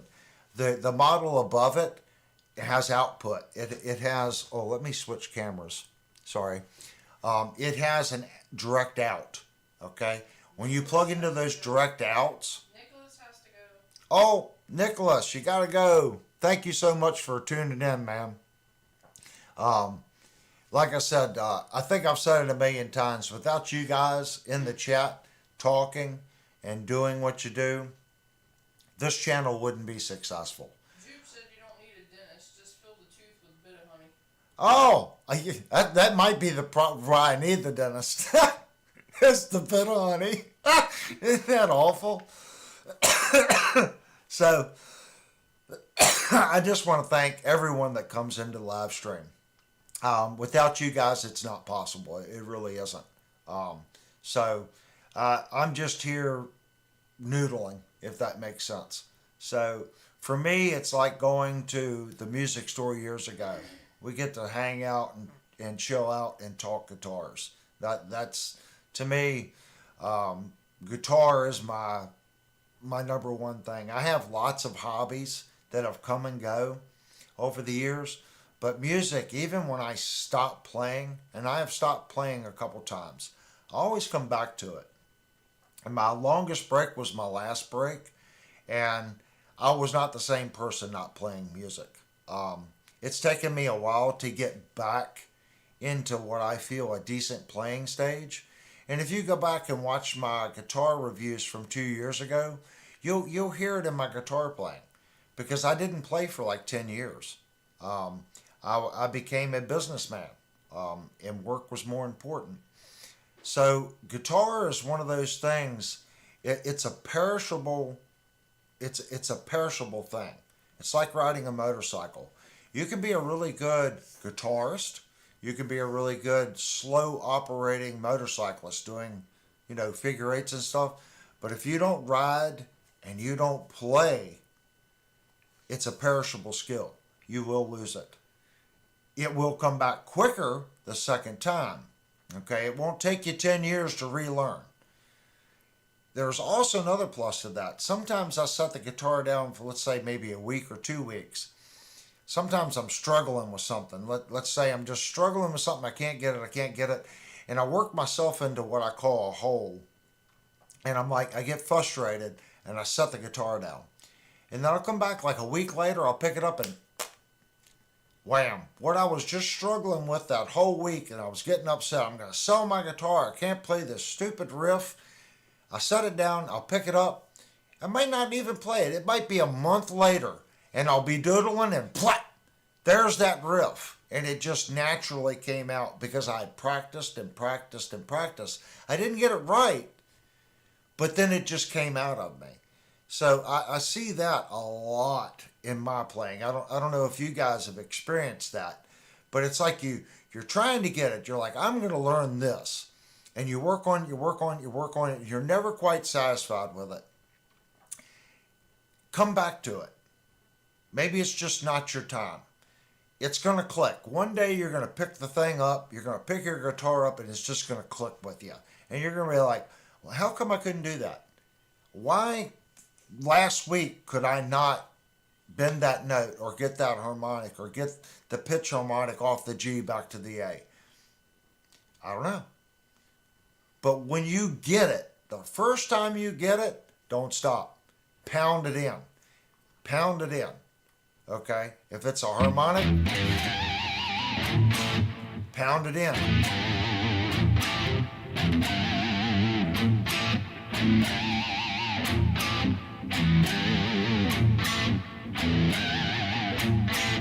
Just sit there, and your significant other is probably going to look at you like you've had one too many, but that's fine. Maybe it's just how you're holding the pick, or maybe it's the aggression you're doing. The reason I'm saying do it and do it and do it, when it comes, make sure you don't lose it. Figure out what are you doing. Is it just something that naturally there's a reason for it? So I'll sit. I'm sure Linnell sometimes is like, boy, I wish he would stop playing that ditty. Whether it's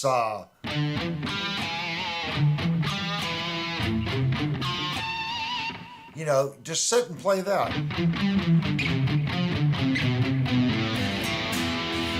And you just keep playing it over and over. Something that I had a hard time getting was, where is it?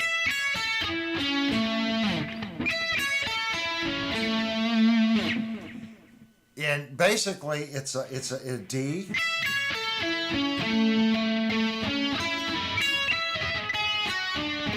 See, got it wrong. For whatever reason, I want to be able to play that fast. And I started playing that probably about a year ago. And it just crossed my fingers up. And I am getting better. Like, I'll sit and watch the TV, I'm just like... I know that didn't sound better, did it?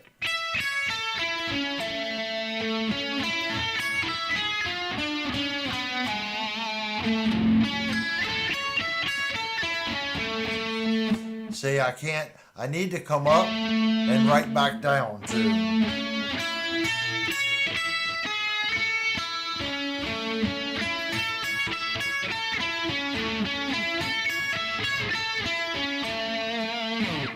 For whatever reason, I have been struggling and struggling and struggling and struggling, and it's not a hard ditty. Look, it's really simple. It's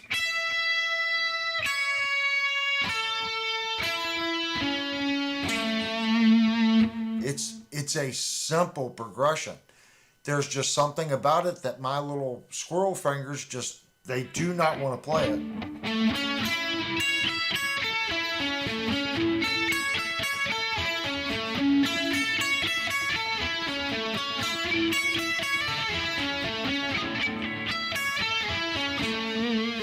And I don't know what it is. It's something to do with... I can't explain it.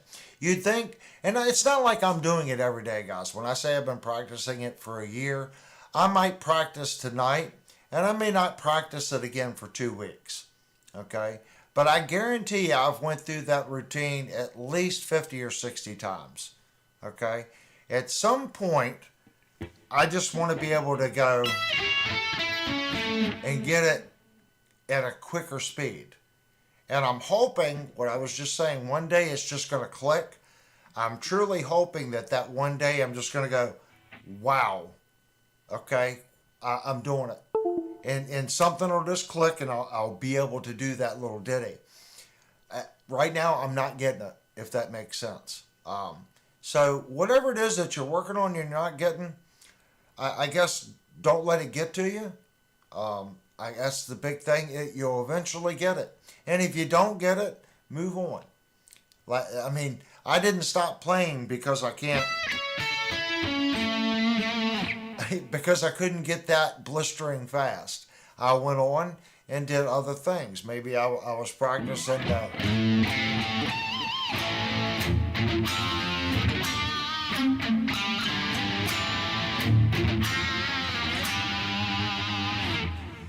being able to pull up on notes.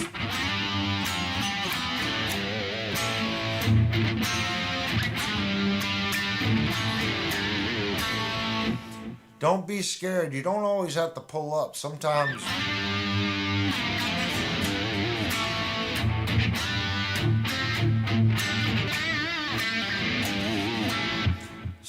you get a completely different feel just by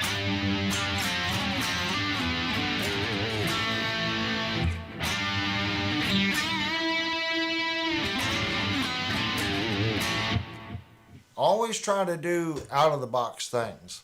And it may be awful. It could sound awful. Maybe in that scenario it sounds bad. But being able to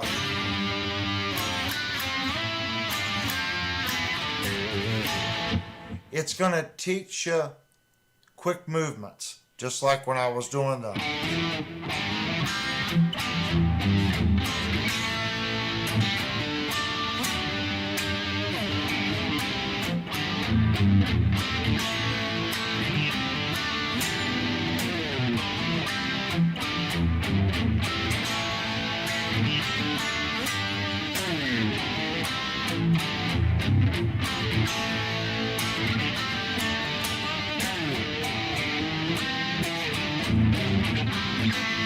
See, I hesitated. It's a groove, and you got to get that pull up.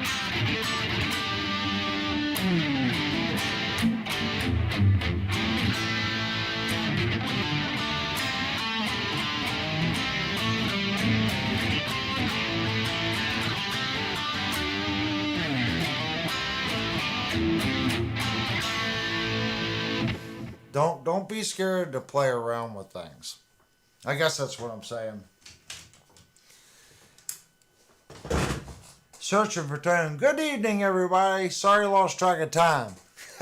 I lose track of time all the time, man. Don't feel bad. I've been sitting here just jamming out, trying to preach to everybody not to be like me. Yeah, get good practice habits, and don't get frustrated. That's the big thing. I used to go into like spirals. I'd get so upset with myself because I couldn't get something, and I look back on it, I'm like, wow, that was really crazy. There were so many other good, like in a band. You're trying to learn this song. You're not getting it, or the bass player's not getting it, or the drummer's not getting it, or the vocalist can't sing it. But everyone's like, oh, it's an awesome song, so you keep playing it. Don't. There's a million songs out there. And my firm belief is KISS. Keep it simple, stupid. Keep the song simple, and you're going to enjoy playing out and playing with others much more, if that makes sense. If you're sitting there overthinking the song, it kind of sucks the enjoyment out of it. That's why I like playing simple things. Simple music, there's nothing wrong with it. There's millions of 4-chord, 3-chord songs out there that people love to hear. And you're going to enjoy playing with others more because you don't have to overthink what you're playing. That's not to say complicated music's not fun. I'm just saying if you're changing it up every week, it's much easier to learn simpler songs than learning a Steve Vai or Joe Satriani song note for note, if that makes sense. Plus, most people might get up and leave because people are there. They want to hear things that they're familiar with, if that makes sense. I don't want any copyright strikes, but just like.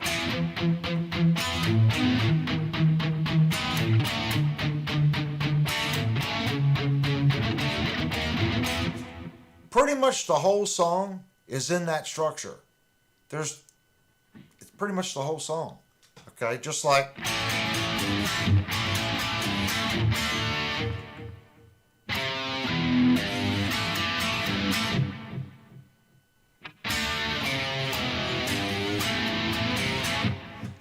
I don't think they'll bite me for that one. But the whole structure of that song is in those basic chords.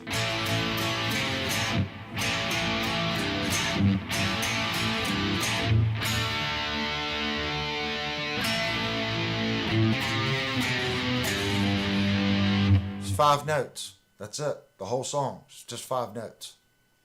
There's so many grooving tunes like that, just like that. Oh, it's like that.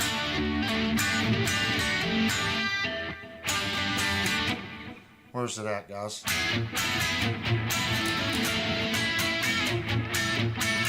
That's wrong.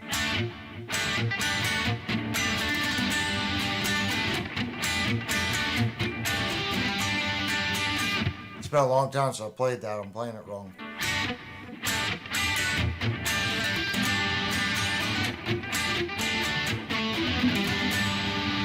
This is the chord. And you're going to pull off on these two to give it that.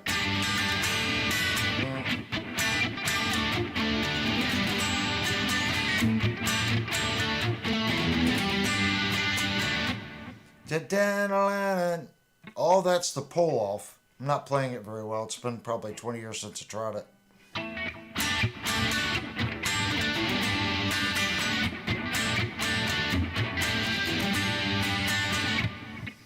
But this D that we all play, it's actually incorrect. This is D.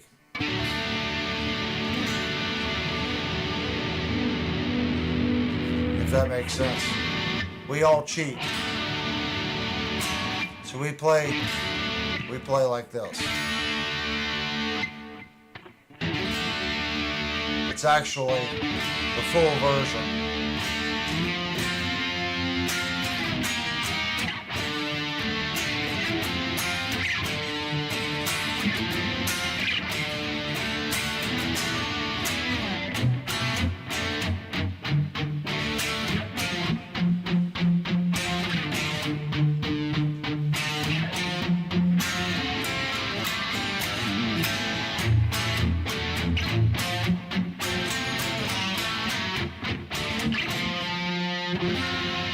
Been a long time since I played that.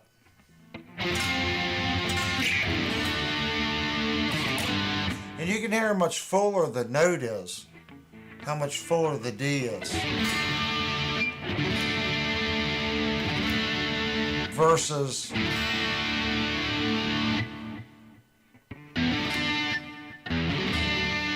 whoops, sorry. It just has a warmer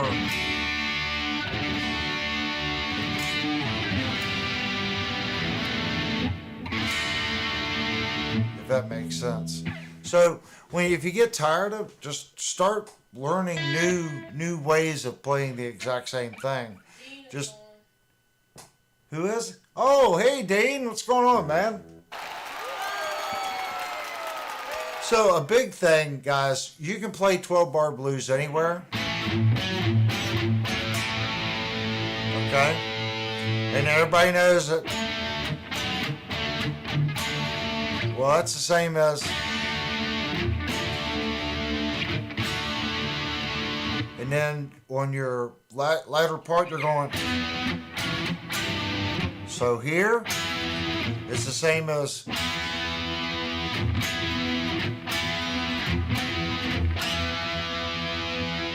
Makes sense? Back to the A.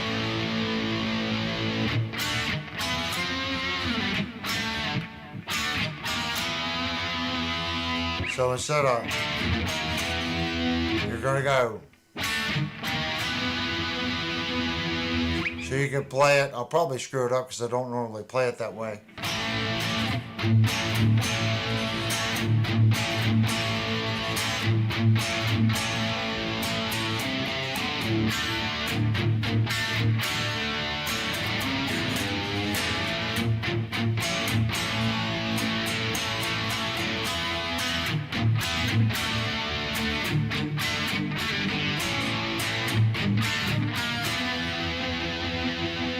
That's the first time, so I'm a little rough on it, but.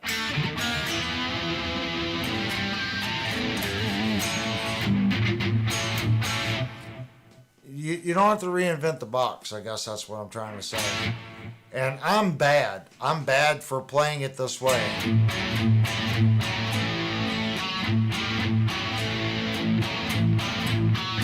Because that's the way 99% of the people play it. But you can do other things. You can go.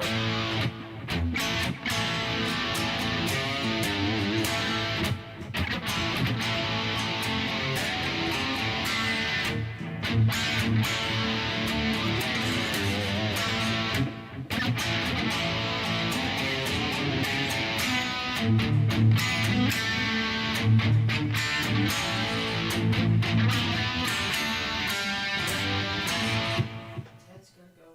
Oh. Yeah. Ted's got to go? Yep. Oh, all right, Ted. Thanks for coming in, man. I got tooth surgery tomorrow, but Saturday I'm boxing the guitar. We're going to take it down and weigh it. It's just been crazy this week. But you don't have to, the guitar's yours. Don't worry about it. I just got to get it down to USPS and get an actual price on shipping it to you. I can't explain how busy I am with work, life, and everything, guys. Between YouTube, work, and everything else, I don't really, that's my whole life, if that makes sense.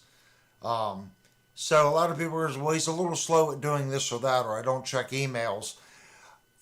YouTube really isn't it's not how I make a living, if that makes sense. So I have to make sure that my career and what I do at work comes first. So Saturday we're going to take it down. We'll get a weight, and I'll send you some numbers on what they're going to charge on shipping.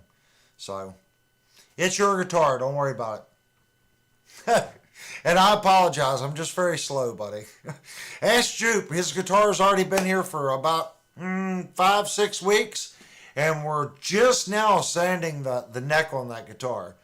But it takes 3 times longer because we're videoing it. So we're trying to do a series on it that informs people, and it'll be cool. So I'm a little slow, but what I do is good. I guess that's what I'm trying to say. Oh, thanks for swinging in. And Dean's got the little. I'm sorry, guys.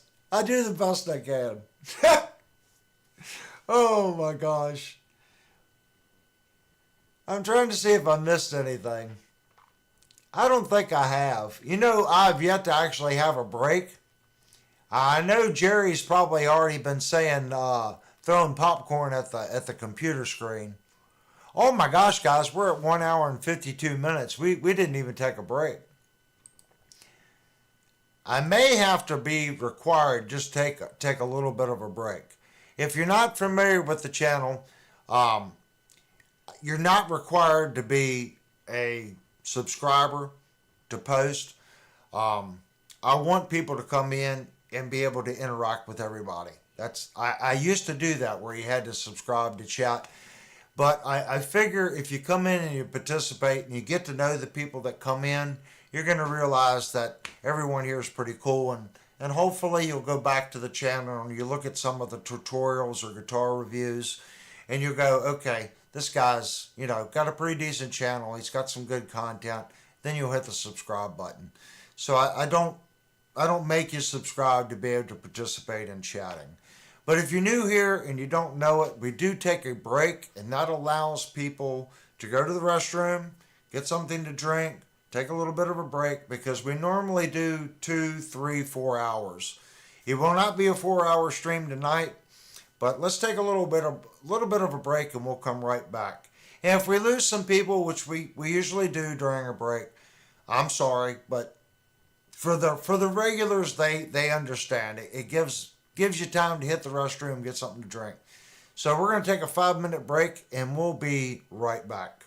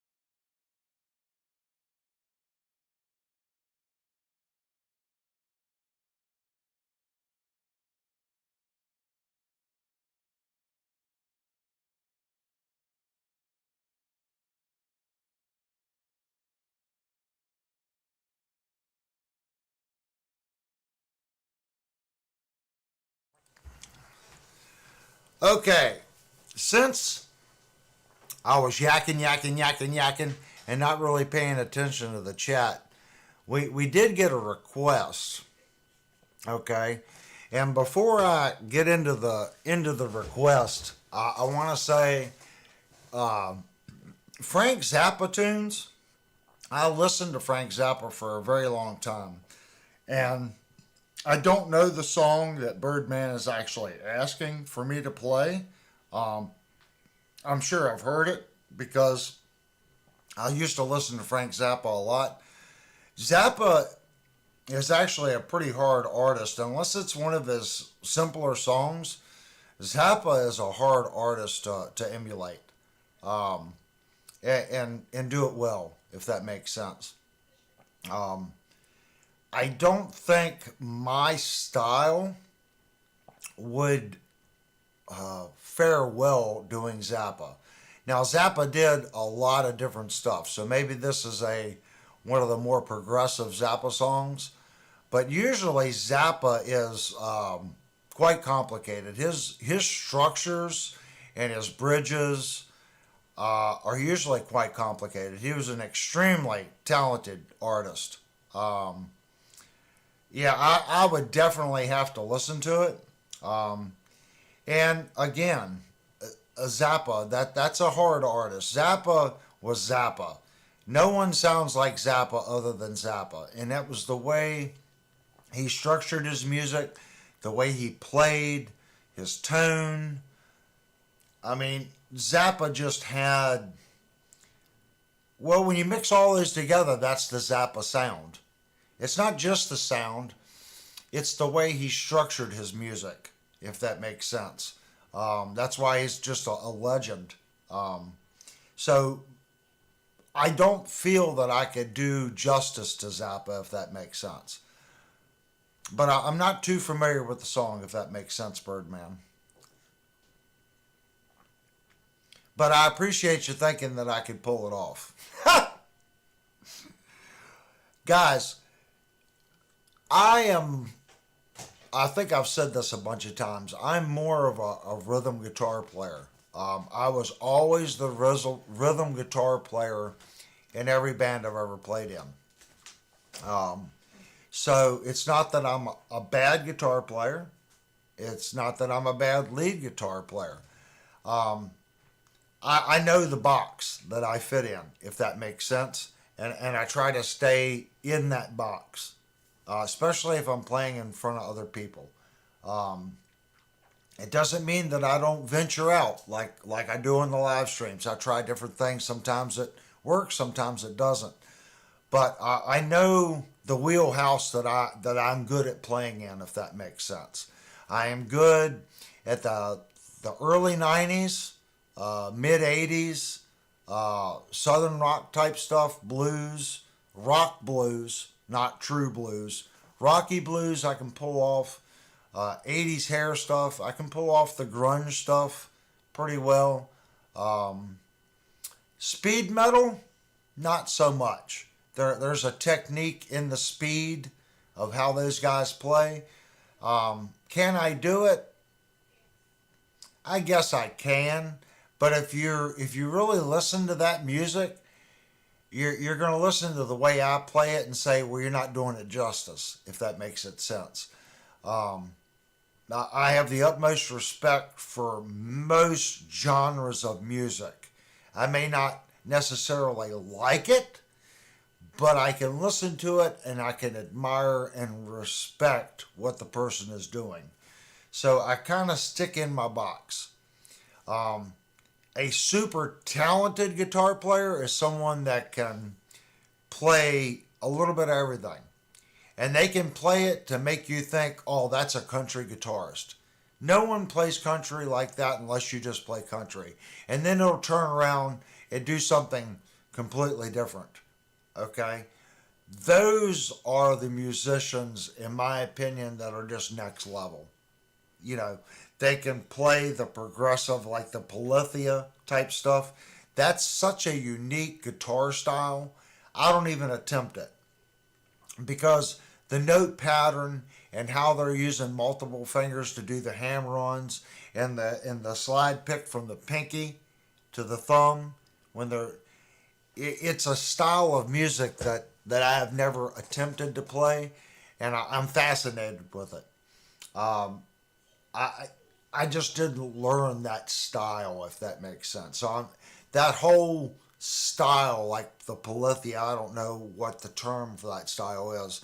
I don't go there because I know I'm not capable of playing that style properly, if that makes sense. But I love to listen to it. I think the Polythia, the band, I think's awesome. Another band that I love, the old Flyleaf stuff. I think she just sings freaking phenomenal. I do not play that style of music, and I look at the guitar and I'm like, well, it's not that difficult.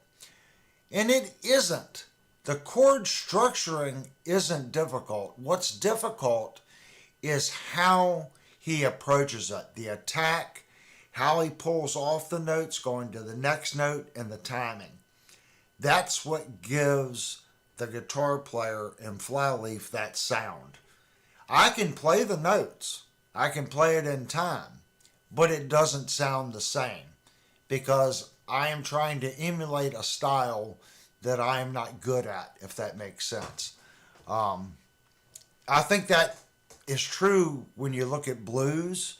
I mean, that's why I'll say I'll play more of a rock blues because rock is an iteration of the blues. So I can go down the blues path, but I can't play true blues. Some of the chord structuring in blues and jazz, some of those chords are just really complicated. It's complicated structures. I played in stage band in high school when I was in South Carolina. In the whole year, we learned 3 songs. That was it in stage band.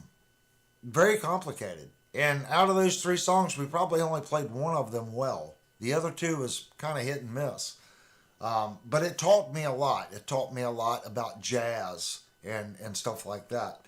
I wasn't near the guitar player back then as I am now. I wish I could go back and get those, even though it was high school, I wish I had the opportunity to be a better guitar player than I was then, so I could have absorbed more of the sheet music and understanding how note structures worked, where to flatten, where to hit the sharp, whether it was whole step, half step, whole step, that whole thing on figuring out basic structures. I just didn't have enough, I guess, music background to be able to absorb it all. But it has helped me. So I don't know how many people played in band in high school or stage band.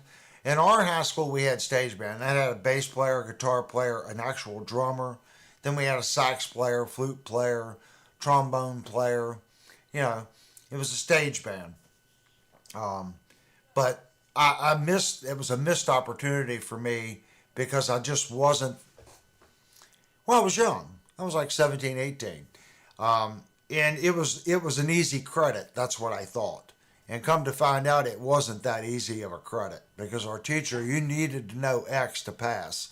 So the first 2 months in there, we're just kind of slacking off, not really learning too much. And then you cram and you just get good enough to pass and pull it off. I wish I could go back and really, really do it over, if that makes sense. There was so much to learn. And I see a couple comments on Dweezil Zappa. Dweezil Zappa is super talented. He's a super talented individual. Truly a phenomenal guitar player, if that makes sense. I don't think I would try to play anything Dweezil plays either. I think I could pull off a couple songs that Joe Satriani does, like what's that, Snatch Boogie. I think that would be something, that could be a song that I could learn that would kind of match my style. And the way he plays that, it's kind of an offbeat, out of time. That if I was going to learn a Satch song, I would probably start with that one. I think it fits the way I play it. I could be completely wrong because I haven't tried to learn it. But just listening to it, it sounds like the progression would be something that I could emulate, if that makes sense. There's several songs that he does. The way he works the whammy bar and he bends, he just has a certain style. It's like Steve Vai. Steve Vai's got a funny little vibrato thing with circles, and he's big on this. It's like diddle it, diddle it, diddle it, diddle it, and he pulls up, does the ditty down. I can't. I don't want to try it because it'll sound awful, but it's a ditty pull down, ditty up, like this. If you watch him play, he does that a lot. He does it in a lot of different songs. It's like what we were talking about earlier. It's almost like a little signature move that he does. He's done it for so long, it comes second nature to him. So when we go to learn that song, for us, it's strange. The timing's strange because he's playing 3 notes, but they're playing 4/4. So that means every 12th measure, it comes back around. So he's probably got 12 measures to a bar because you're playing 3/4 over 4/4. So I think that's right. It'd be every 12th. If I'm incorrect, someone put that in the chat. I think it's every 12th measure, 3/4 comes back around to 4/4. That sounds right in my little squirrel brain. But little things like that, it's hard for us to get a hold of, if that makes sense. Dean says, I'm 55, been playing since and it cut him off. I started playing when I was, my first guitar I was 10, but it was an acoustic guitar, and the high E string, the elevation off the fretboard was about like going to outer space. It was a good probably ½ inch. It was even hard to do cowboy chords on it. It was so bad. My first real guitar was probably when I was 13 or 14. My first real guitar that I could actually play. My father got me an Ibanez Roadstar 2. I think I was 14. It was either 14 or 13. Yeah, I was probably 13. So that was when I really started playing when I was 13. I played up until I was about 30, 31. And then at that point, really between 28 and 31, I didn't do too much. It was more open mic and just playing for bands that the guitar player may have gotten sick and I could set in, or maybe the guitar player was had an injury and they had a gig. They would call me. I would learn the songs. I would just set in that one gig and that was it. Past 31 or 32, I didn't really play too much. And I tinkered around on the guitar until I was about 50. So probably 49, 50 is when I started picking up the guitar again. So I had a good, at least 18 years that I did not play that much at all. I mean, I'd pick the guitar up, I'd turn the amplifier on maybe 4 or 5 times a year, play for maybe 30 minutes, and that was the extent of it. But I didn't practice. Not like I do now. When I get on YouTube, a lot of this is practice for me. Because by the time I get home and do what I need to do here and I edit videos, there doesn't leave too much time for me to write music. I've made the comment before, I have a really nice Akai here, workstation. I've got all the equipment to write and produce my own music, and I don't.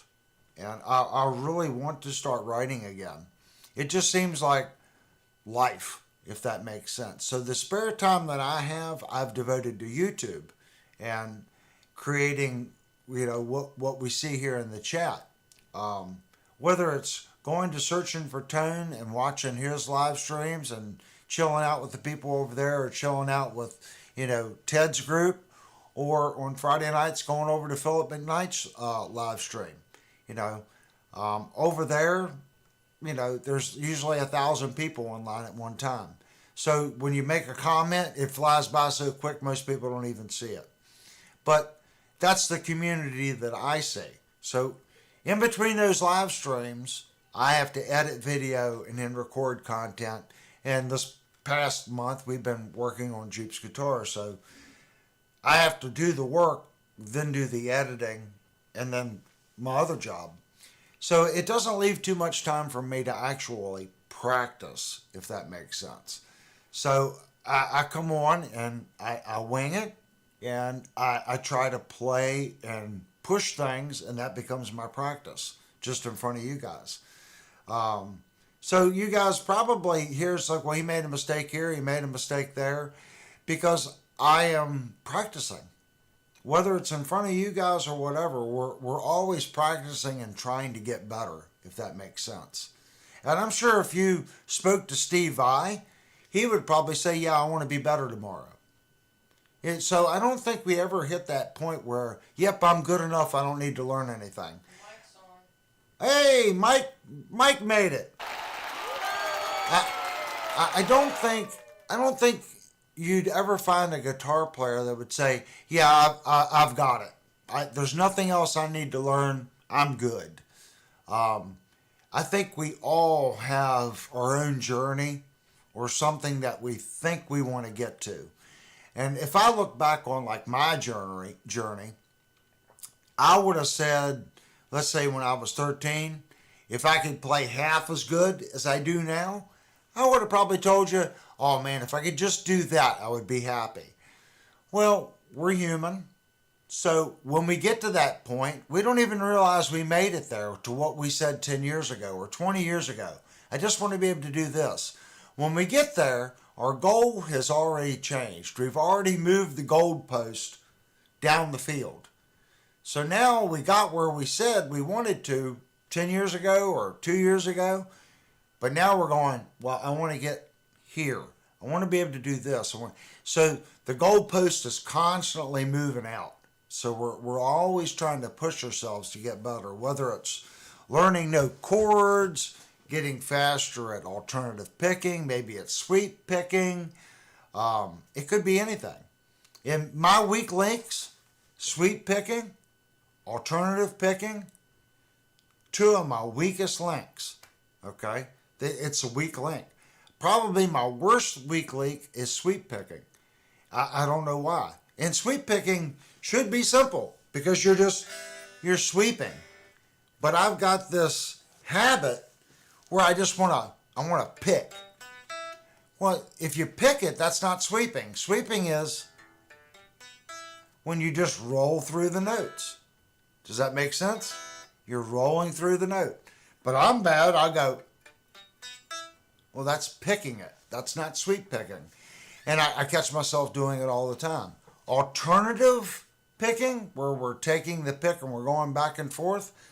If you watch my style, I'm bad for 3 notes per string. Well, 3 notes per string does not lend well with alternative picking. It's not an even number.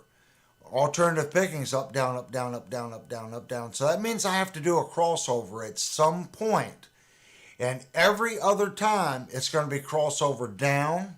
The next time, it's going to be crossover up. Crossover down, crossover up. Crossover down, crossover up. So it's not a continuous flow because I am bad at playing 3 notes per string. That's just my style. Why? I developed that style to offset my weakness in alternative picking. So now that I've gotten to the point where I'm wanting to learn it, what I tried to do to offset my weakness now is hurting me, if that makes any sense whatsoever. I'm sure there's something you guys can relate to what I'm saying as far as something that you've done that you did to offset a weakness. And then you got to a certain point, it's like, okay, now I want to learn this. And what you did to offset that has now hurt you. Now you got to unlearn what you learned as your, let's say, cheating. Now you have to unlearn your cheating technique to learn how to really do it. Not to say 3 notes per string is wrong. It just doesn't work well with alternative picking. Maybe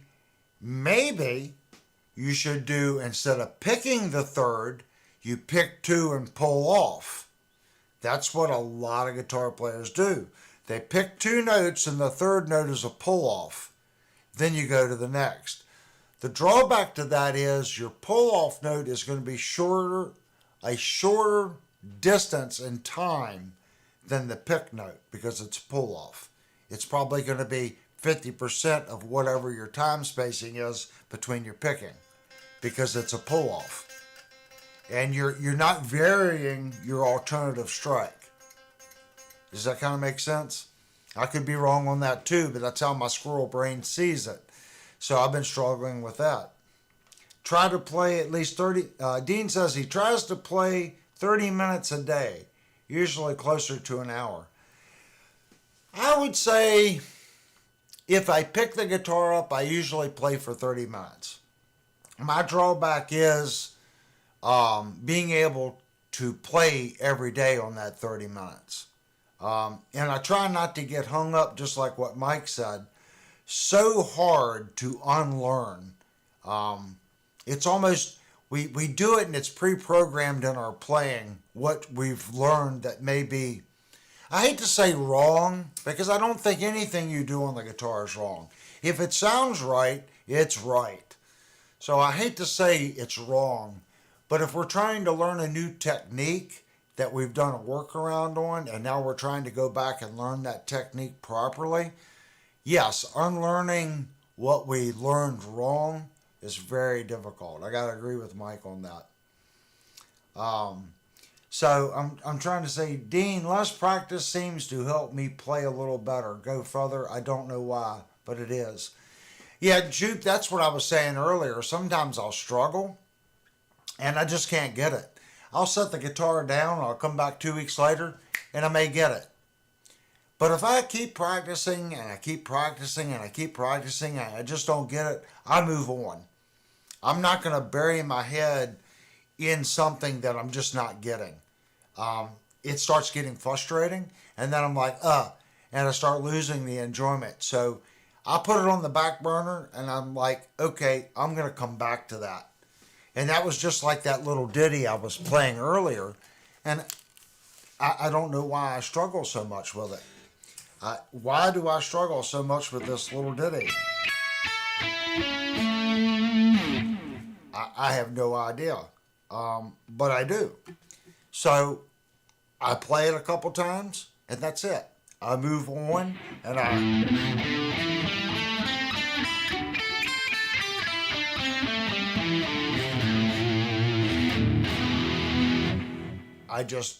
go through the motions, if that makes sense.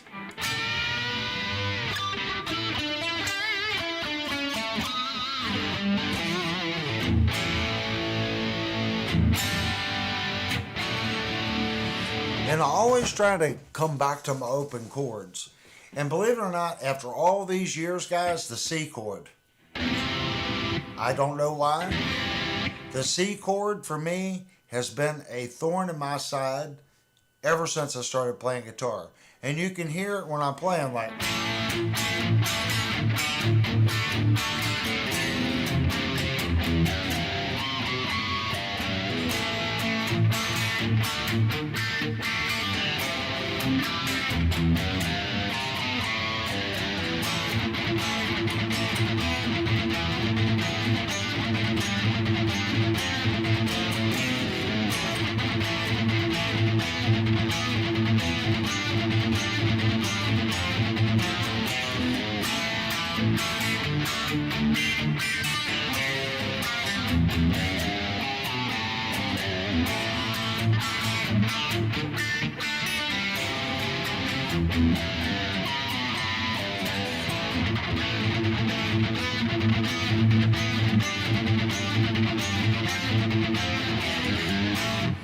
Something about that C chord.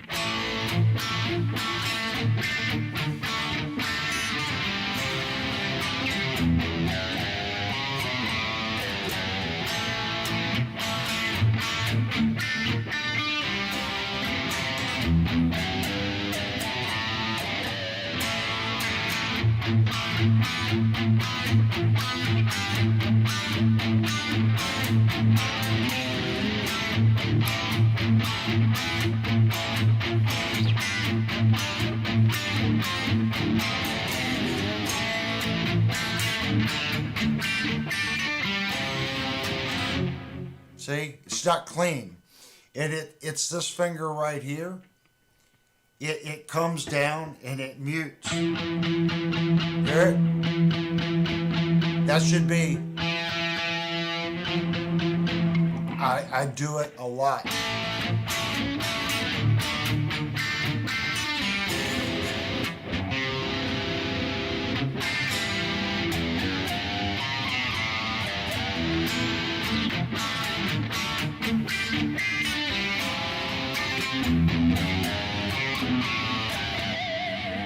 It's a C chord. We're not reinventing chording here.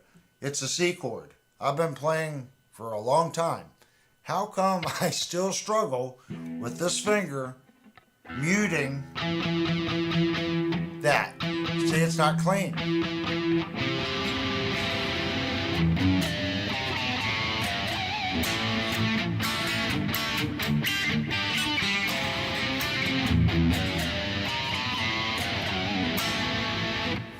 Little things like that, I have always struggled with the C chord, and I don't know why. That, and believe it or not, F. And F is in so many songs, but I struggle with it. If I'm going from D, this finger goes up like I'm playing a C. I know I'm playing F, but I'll screw up that F at least 1 out of 5 times. I will miss the F. Why? It's the same configuration as the C. My hand just does not like this configuration. And it's not something that's just happened. I've always struggled with F and C.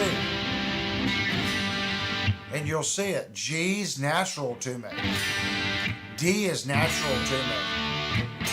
A is natural to me. The E.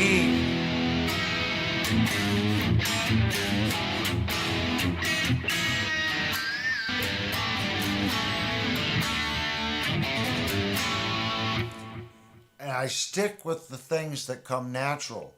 You don't, when I'm just jamming, you very rarely see me go to. If I do, I'm playing it this way.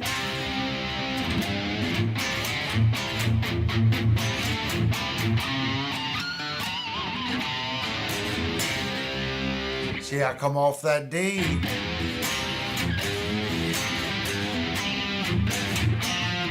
See? I cannot go to that open. So I avoid it because I know 1 out of 5 times I'm going to misfret that C. Watch me play. Now that you guys know, watch. I favor the bar on the C.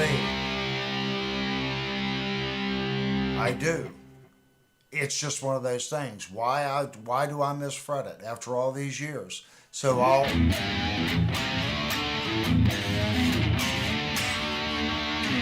I'll play it that way. Now on the D, I might play the D here, but I like the way the open rings.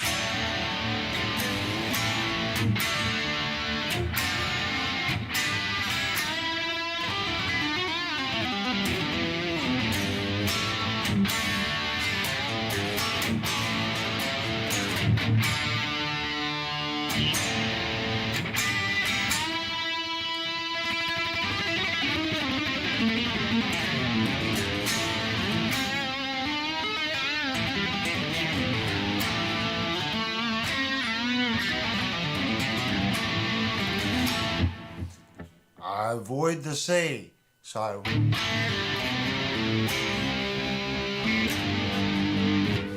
I know everyone has a whatever chord it may be. You have something that you've just always struggled with.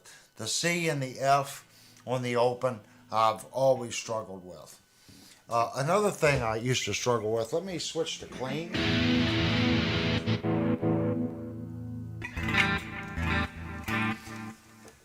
So if we go to clean here,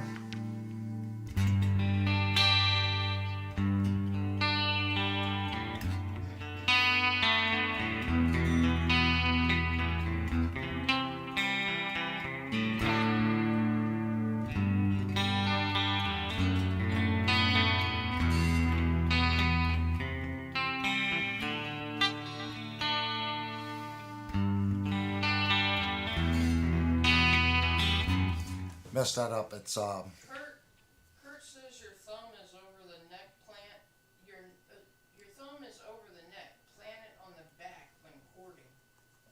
what's this? Read Kurt's. Kurt. She said I gotta read Kurt's do not see Kurt anywhere near. Oh, it's just Avery, your thumb is over the neck plant on back. Oh, yeah, bad habit. You can see where my thumb is here.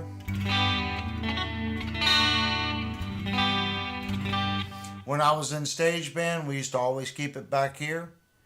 But I find it's very strange for me to chord like that. And even though it's back behind it, see how I'm keeping it up? So over the years, I've just developed that over the neck thumb thing.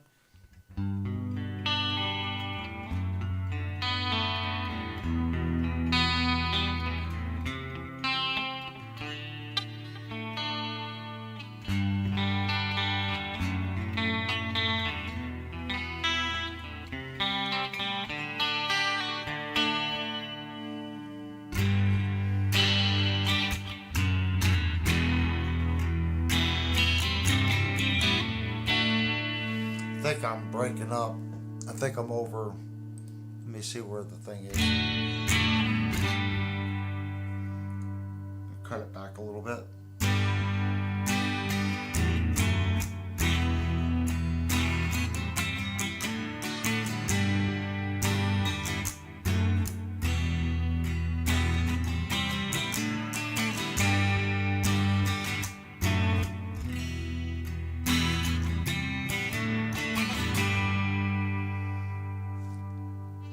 Yeah.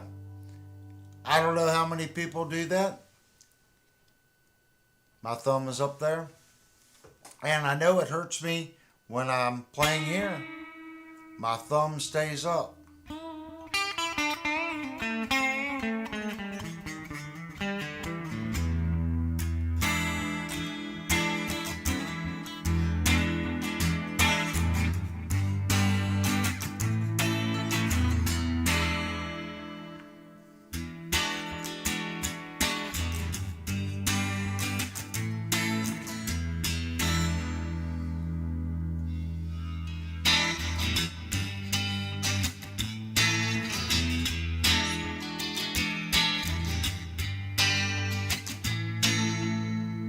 Now, when I play these type chords, because of stage band,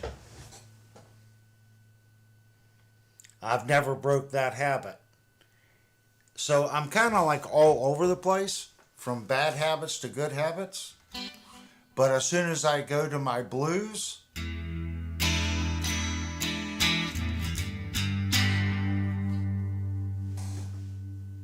see where my thumb is? So on these type bar chords, I'm actually playing them properly. That's how come I'm getting the open notes down here from these fingers.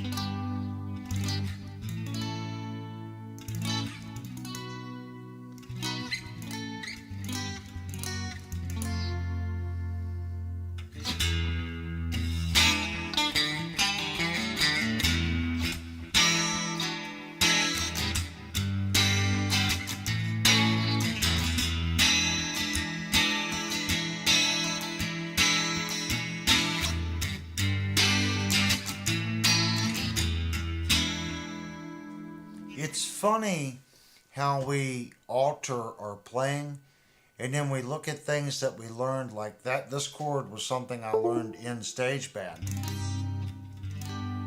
So I've kept the proper technique of my thumb square to the back of the neck. Devastator has to go. Oh, Devastator's got to go. All right, Devastator. I'm crashing over here. Everyone have a good night. See y'all Saturday. Hey, we outlasted Devastator. We actually did something, guys. Bernie wants to know if it's a work night. We don't want to keep you too long.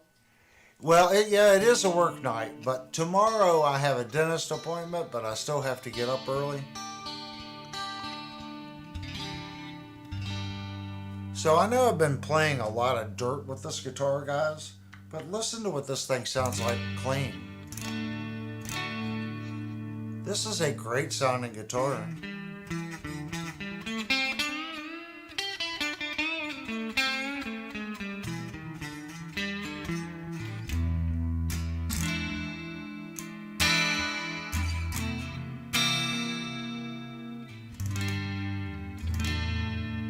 It just has a good sound.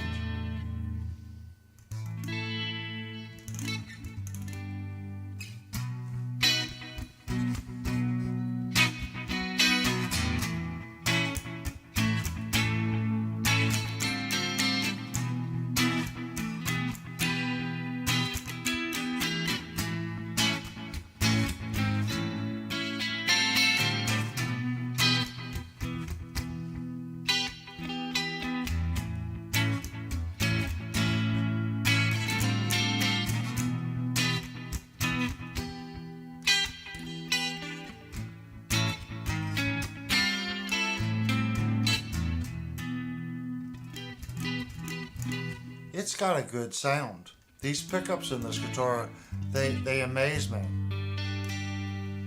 This is all the way in the neck position.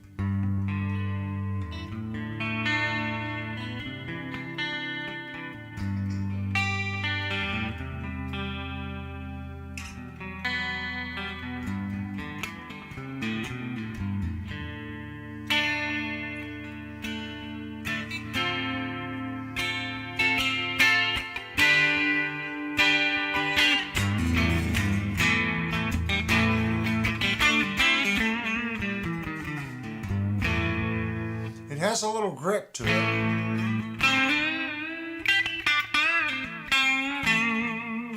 I like the second position probably the best.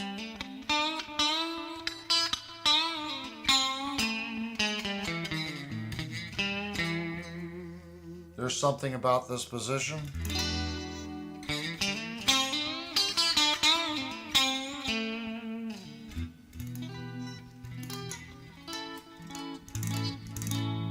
It's very warm sounding.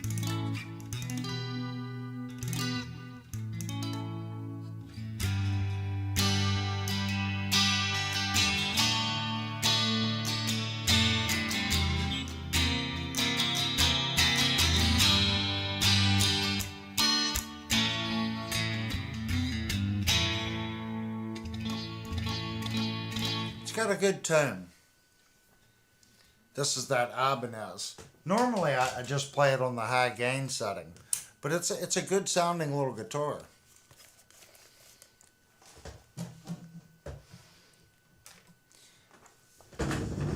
Alright guys, I hate to say it, but it is getting late, and we're not trying to do a marathon again tonight. I guess what I want to do is tell everybody maybe tomorrow night we're gonna have the release on Jupe's third video. I got my fingers crossed that everything works, and if it doesn't, as soon as the live stream's over, this computer will start processing the video for YouTube. So hopefully it's going to be okay, and we'll actually have a premiere tomorrow night. If you guys do not see the premiere tomorrow night, it will be midday Saturday for the premiere. And then we'll do a live show on Saturday night. So that's going to wrap it up for tonight, guys. I want to thank everybody for coming in to the live stream. You guys are really what makes it work, if that makes sense. Without you guys, the stream couldn't exist. I don't know. I'm at a loss of words with you guys. I really am. If you would have told me 2 years ago that I would be doing a live stream and I'd see the continuous faces and the constant chat, on topics that I see now, I would have said, nah, that's never going to happen. But it's truly amazing what's transpired. And I need everybody to take a couple minutes.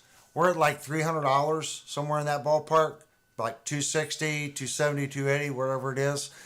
I know we said $400 for the guitar, 4 to 500. I need everyone to think about what the guitar is going to be. Because remember, when we purchase this guitar, it's also going to be given away to one of you guys. Whoever wins it, it's going to be somebody in the chat, a member, a channel subscriber. So we got to keep that in mind. But we want something between $400 and $500 to review, because I think we'll probably be there next month, and we'll be able to purchase this guitar for the channel, and it's your all's money. So it's a guitar that you all have purchased. So we are going to give it away on the channel after the review. So if you want, use this video to post comments on what guitar you all would like to see, whether it's an AIO, a Harley Benton. I think Firefly is going to be out of it because they don't have a guitar at that price point.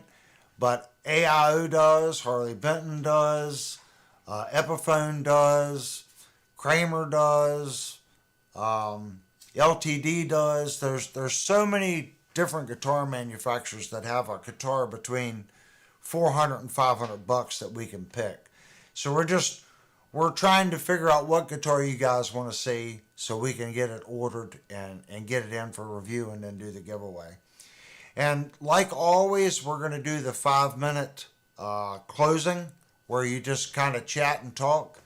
So we're going to do 5 minutes, and then the stream will end after the 5 minutes, but it gives you guys the opportunity to finish your all's topics and actually leave some comments and stuff for us to read. And again, thanks everybody for tuning in. You guys make the stream.